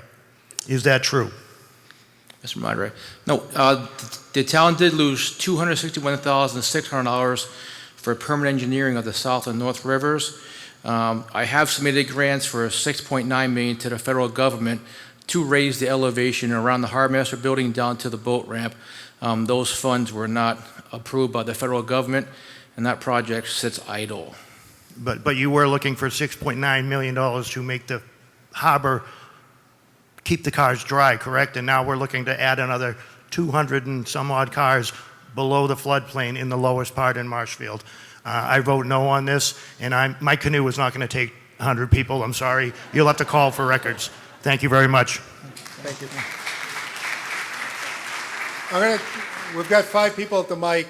I think it's pretty clear that we're ready to vote on this, but I'm going to allow these 5 people to speak, and that's going to be it. Front mic. Hi, Tom Keene, Strawberry Farm Road. I just have a question, Mr. Moderator. Yep. Who on the advisory board said they support this? I don't recall who was speaking at the beginning. Who on the advisory board supported it? I thought they said that they support this. And why does it say unanimous vote not to support on the slide? It was a 6-2 vote to support. To support. Why does it say unanimous vote not to support?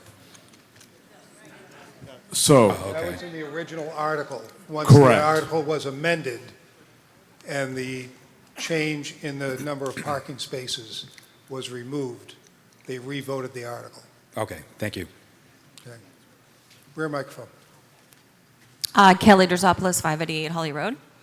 I just wanted to get up here. I felt that I needed to just clarify something that I've heard a couple times about the roundabout in Brant Rock. The Drosopouloses had nothing to do with the building or proposition of that roundabout, so just to clarify that. I also just wanted to state that we're here to vote on elevated parking, so for so much animosity and anger to come up here about topics, this is not a free-for-all. This is supposed to be something that we're voting on. It would be nice if the board could support maybe toning that back a little bit, because I just don't find it fair for people to be berated like this, and just to stay on topic. And then my other point is, most importantly, if this doesn't work out, somebody else will buy this property and they'll build, and they won't care the way that these guys care, and they'll build it as big as they want to build it, and that will be that. So I just wish everybody would just be a little more open to just step by step by step of the process and just focus on the elevated parking. And if you don't agree with the elevated parking, absolutely vote against it. I'm not here to tell you what to do or how to feel. I just am asking just for a little more community and less anger from people when we're doing this. Okay? Thank you. Okay. Thank you. Front microphone. Mr. Kelly. Eric Kelly, Peterson Path. Mr. Moderator, are we still voting on the amendment? No, that was approved. That was approved. All right. Obviously, I missed that one, but so I guess going on, if the amendment was approved, I was just wondering if the planning board was in favor, if they had that brought before them before the amendment was presented. Rephrase that, I'm sorry, I didn't pick up. I was wondering if the planning board had the amendment brought before them. Speak of the devil. Here comes Mr. Guimond.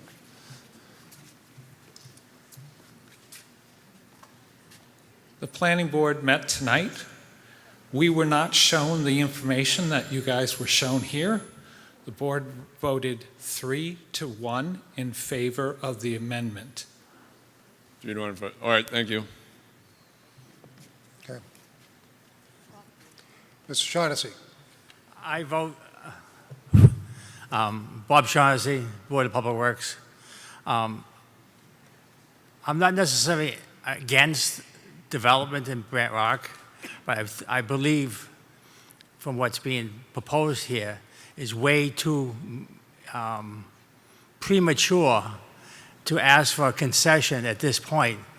We're looking at a 87 apartment development in a tight, extremely tight area with floods, and they're asking for us a consensus to allow them to do on-street parking.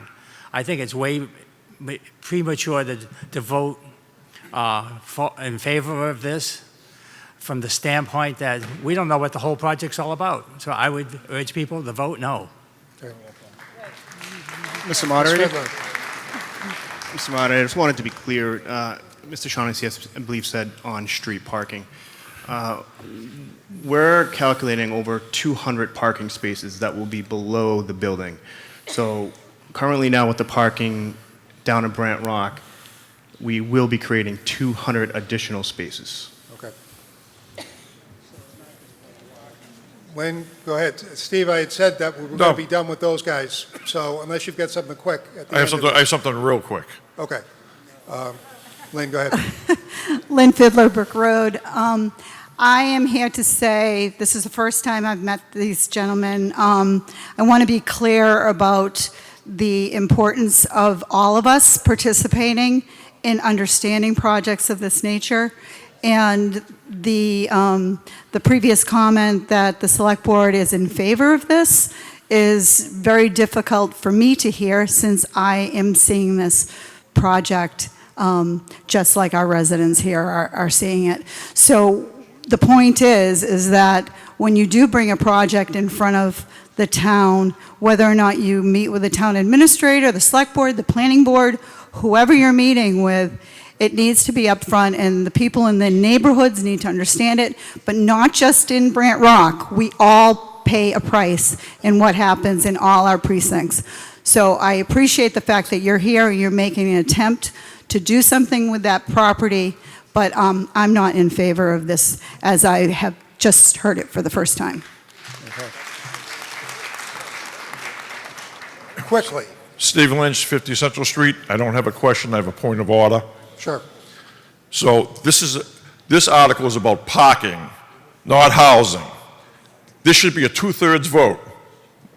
There was a discussion about that. Originally, town council thought it was a 2/3 vote. There were some other legal precedents that were brought up that had it come back down to a majority vote. And that was The rule is housing gets a majority town vote. council looked at it. 2/3 for parking. So you're going to have a lawsuit on your hand one way or the other if it does pass. Because it's illegitimate to let this go with a majority vote. It's a parking article, not a housing article. I'll have him speak to it.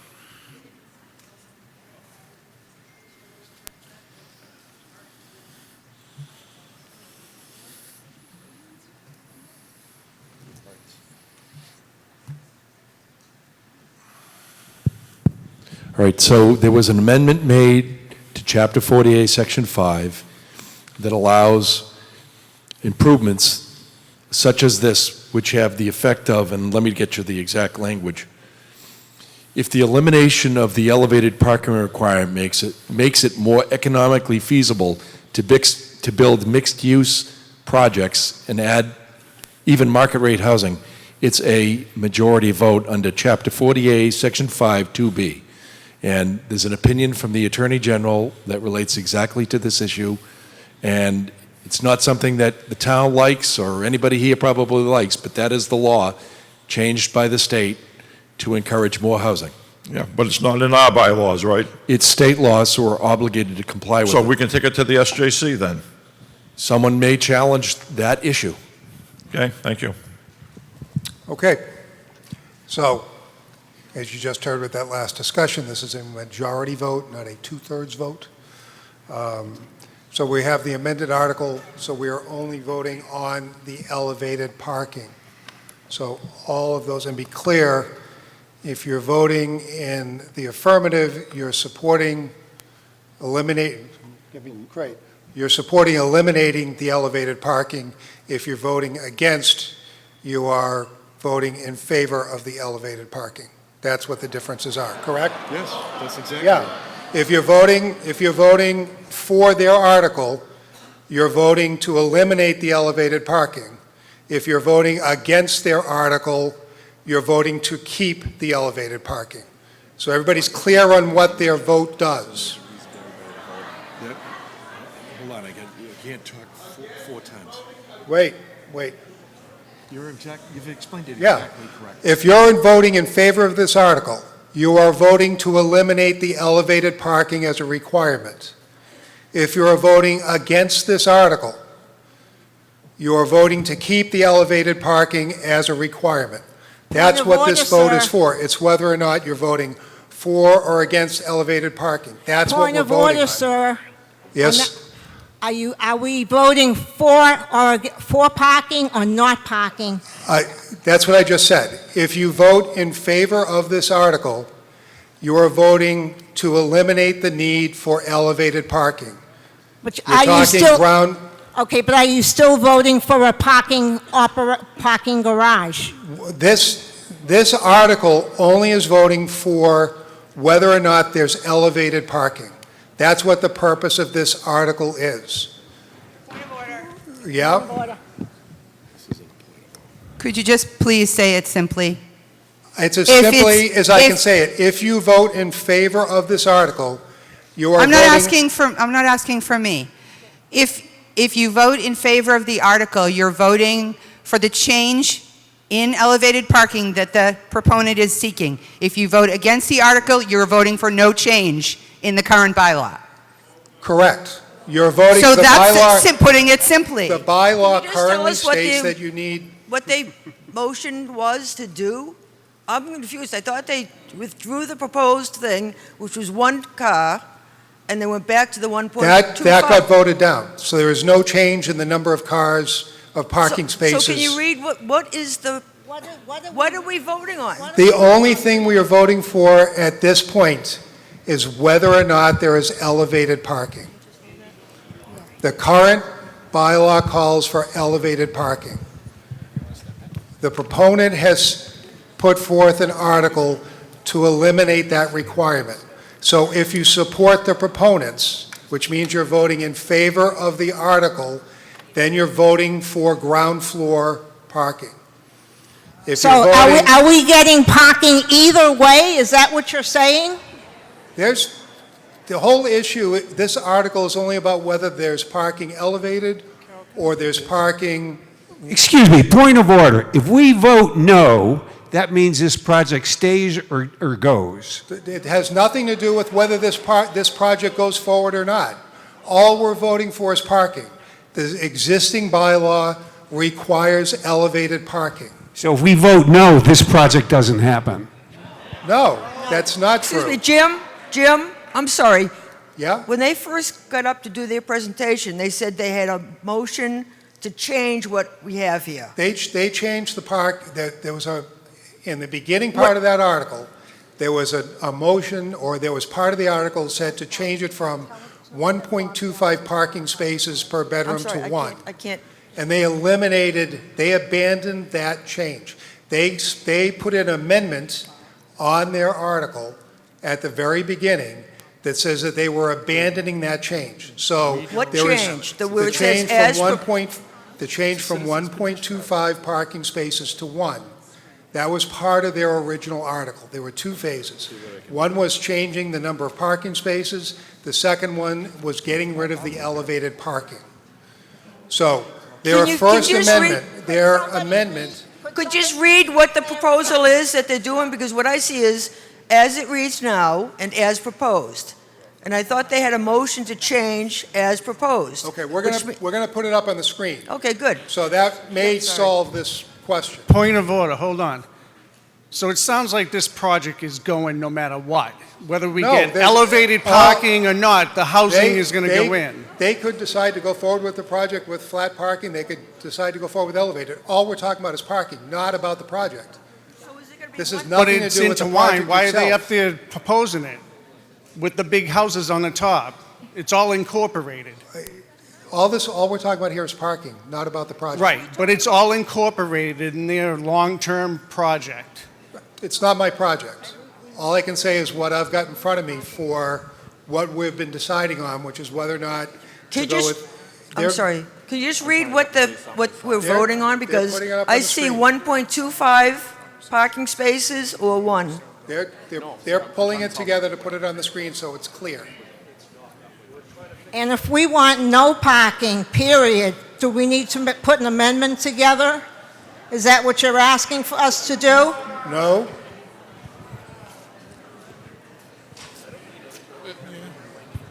Mr. Moderator, may I make an actual point of order? Sure, Matt. Thank you. Matt Pamela, 2 Missouri Street. There is obviously a huge amount of misunderstanding about what we're talking about. I think we need to discuss it just a little bit longer. Is that okay? They're putting this together so it's clear. I understand that. But these people don't understand what we're talking about at all. Which is why hopefully if it gets on May the I, screen. may I ask a couple questions that I think will clear it up? Sure. Okay. A number of years ago, the Brant Rock Village Overlay District was created, yes? That would be a planning board question, but Please, come on, man, let him do his job. Yes? he said yes. All right. And Greg is now coming up to the front. When that was created, a member of the floor came up and added the elevated parking as an amendment, correct? As I recall, that is correct. Yes. So that was not part of our town administration's plan. That would be a question for Greg. The original language from 2014 did not mention anything.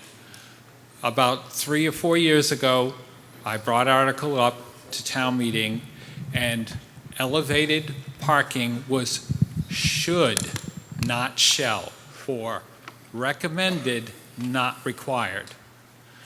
There was a floor amendment that made it requirement. Thank you. And that floor amendment was approved, yes. All right, so I'm not done. I'm trying to help.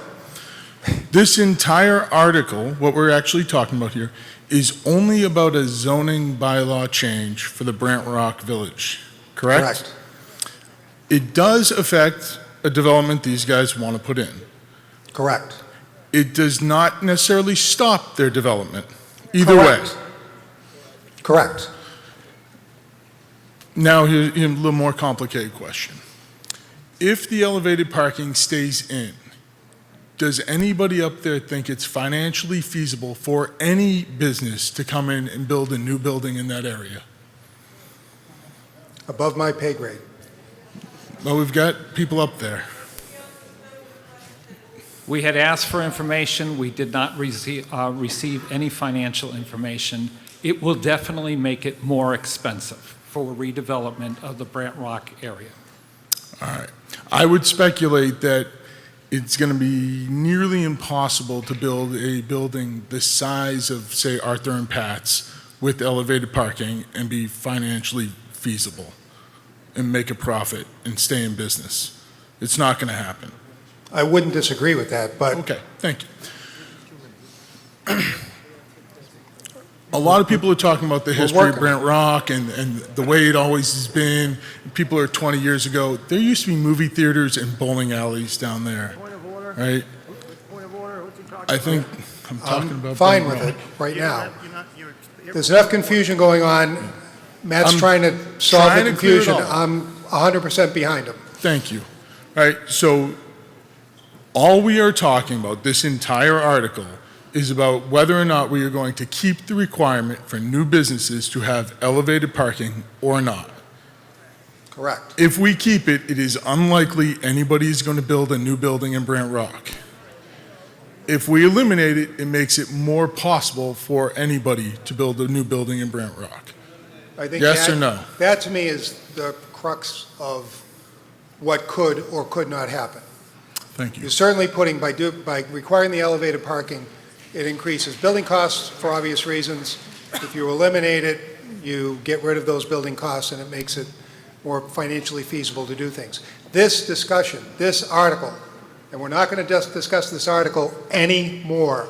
All we're trying to do is make it so that you're all clear in what the vote does. This is a discussion on whether or not the elevated parking maintains to be a requirement in the Bravo district or whether it's not required. If we vote, and this is what it gets down to, their article is looking to eliminate the elevated parking requirement.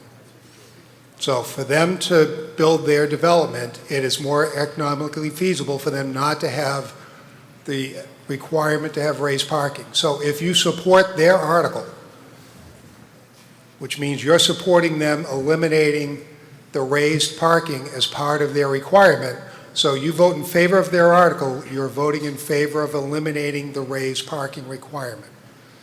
If you vote against their article, if you vote no, then you're voting to maintain the existing requirement to have elevated parking. That's the decision.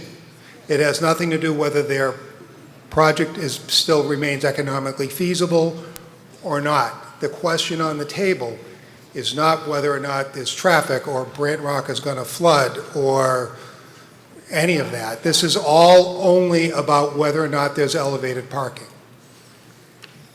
So a vote in favor of this article is a vote in support of eliminating elevated parking. If you vote against this article, then you're voting to leave the elevated parking as a requirement. Is that clear now? So this is what's up here right now. This is what's being considered right now. This is the article as amended. So as you can see, it's 1.2 parking spaces for each bedroom unit and all residential units required. That stays the same. Residential parking should be separate from commercial parking area and should be sited to the sides and the rear of the building. Commercial parking shall be provided on site. Now, where's the part about the elevated parking? It is required that the deleted part. Yeah, go ahead. You take your time. So the IT department is putting this up now. The section 1505 is actually 1305. They're going to make that change. But as amended, this is what you're being asked to vote on. The proponent is asking to delete the last sentence of 1305K, which requires elevated parking. That's all they're asking you to vote on. If you're in favor of deleting that, you'll vote in favor of this amended article. If you're not in favor of deleting the elevated parking requirement, oppose the article. So are we clear now? Yes. Mr. Moderator, Yeah. upon this in my discussion earlier in regards to the amended article, which I was told was voted on, but obviously it wasn't. There was an original amendment. There was an original one, but then you have this one. So going back to my original question, We're trying to come to a solution here, so I don't accept your point of order as far as that goes. But wait just a second. This is the effect of the earlier amendment. Right. No, 1-to-1. This is 1.25. That's the effect of the amendment. The original article was to make it 1-to-1, not 1. The existing bylaw is 1.25. It is. Here. See, the original, this is the existing bylaw, 1.25. They were proposing to make it 1-to-1. So Right. this is the current amended Yeah, bylaw. that's the amended bylaw, that it's leaving it at 1.25. The original amendment, they got rid of that change. They did not amend it to get rid of that bottom section. That's it. This is it. This is the right part. Okay. Trust me, this is what I know it is. All right, so what happened was there were originally a plan to go from 1.25 to 1. That was the original amendment. They got rid of that provision in their article. What's left is whether or not we do this and get rid of the requirement for residential parking to be located above the base flood elevation. That's the remaining article. So if you don't want to change that elevated parking, if you want to change the elevated parking, you want to make it ground floor parking, then you're supporting this article. That's what it is. If you vote yes, you're saying, okay, I don't need the elevated parking. If you vote no, I don't support that amendment, that change in the language. If you vote no, then the elevated parking stays. All right. Mr. Moderator? Mr. Moderator. Mr. Moderator. Really? Hold on. Okay. The whole thing is that in the confusion of our discussion in regards to what I brought up, that I wasn't talking about the original amendment, I was talking about this one. Right. So I was asking the town planner, Mr. Guimond, if the planning board had a heads up on this and was able to discuss it if they were voted on it. So he gave a vote count of the previous amendment, so I want to know if there was any discussion, if they knew about this amendment ahead of time. Mr. Guimond. That is what I said earlier. The planning board met tonight. On this amendment? On this amendment. Okay. And voted 3-1 in favor, but we did not see the things that were then shown at town meeting. Okay, thank you. Okay, so if you've got one last question, really, we've discussed this whole thing. I think it's pretty clear at this point. If not... Mr. Moderator, Nicole Molinari, I would like to push for a vote, please. Pardon me? I just have a I want to clarifying vote, question. please. I accept that. Just a clarifying question, please. Francesca Zhukovska, Okay. 895 Webster Street. Just to confirm, to clarify, what we were looking at, the elevated parking requirement only applies to residential development. It is not about any new structure. It applies specifically guess to would be this would apply residential to any- and not commercial development in Brant Rock. Just to clarify. I wouldn't speculate that it's only Well, I mean, residential. that's what we're looking at on the screen. It says residential parking can be Mr. Moderator, can I located respond? above the base Yeah, we're flood not talking elevation. about any other development. We're talking No, about... just to clarify for exactly what we're voting on. Mr. Guimond, please. So this is for when you're applying for a special permit mixed-use building, the residential part of that mixed-use building is what's covered by this. Fantastic. So it does not apply to commercial development in Brant Rock. Straight commercial or straight residential, you're not required to do this. Okay. Straightforward Okay. question. Thank you so much. Jim, I can make it real easy in like one sentence. Try. A no vote will make it virtually impossible for them to build 89 units. Okay, so we're going to a vote. I'm going to try this on a hand vote first, not on a standing vote. We'll see how that goes. So all of those in favor. Now again, in favor of this article means you want to get rid of the requirement for the elevated parking. All those in favor of this article, raise your hand. All those opposed. I declare that the article fails.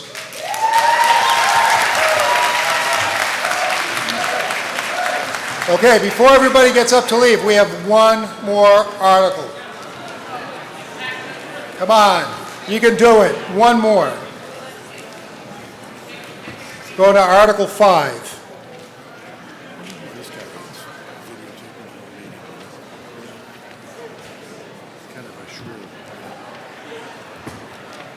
Article 5, the Select Board moves that the town vote to set the fiscal year 2026 total expenditure limitation for the revolving funds under Marshfield Town Code, Chapter 95, Finance and Budget, Section 95 to 20, revolving fund bylaw as set forth in Article 5 of the April 28, 26 annual town meeting.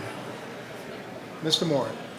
Yes, this is a annual article that is required to establish the spending limits or the expenditure limits for all the revolving funds that have been previously approved for certain functions within the town: integrated preschool, turf fields, recreation, beaches, bus, and senior services. So it's an annual motion. Okay, thank you. Mr. Crowley. The advisory board unanimously supports this article. Thank you. There's going to be a majority vote. Any discussion from the floor? I see none. All those in favor say, we're going to a vote on, do you understand what it was? This is the revolving fund account. It's an annual account. The advisory report was they unanimously approved it. It's an annual article that takes the revolving funds where money comes in and goes back out. You can see that spelled out in your warrant. It's pretty clear what it is in there. So it's a majority vote, and I'm calling all in favor of Article 5, please raise your hand. All those opposed? I declare that Article 5 passes. So I have one last bit of business. I move that the special town meeting, that the annual town meeting be recessed until Monday, June 2nd, 2025 at 7 p.m. at Marshfield High School for further reconsideration of the ATM Articles 2 through 4 and 7. All those in favor, raise your hand. All opposed? And we are done. Thank you very much.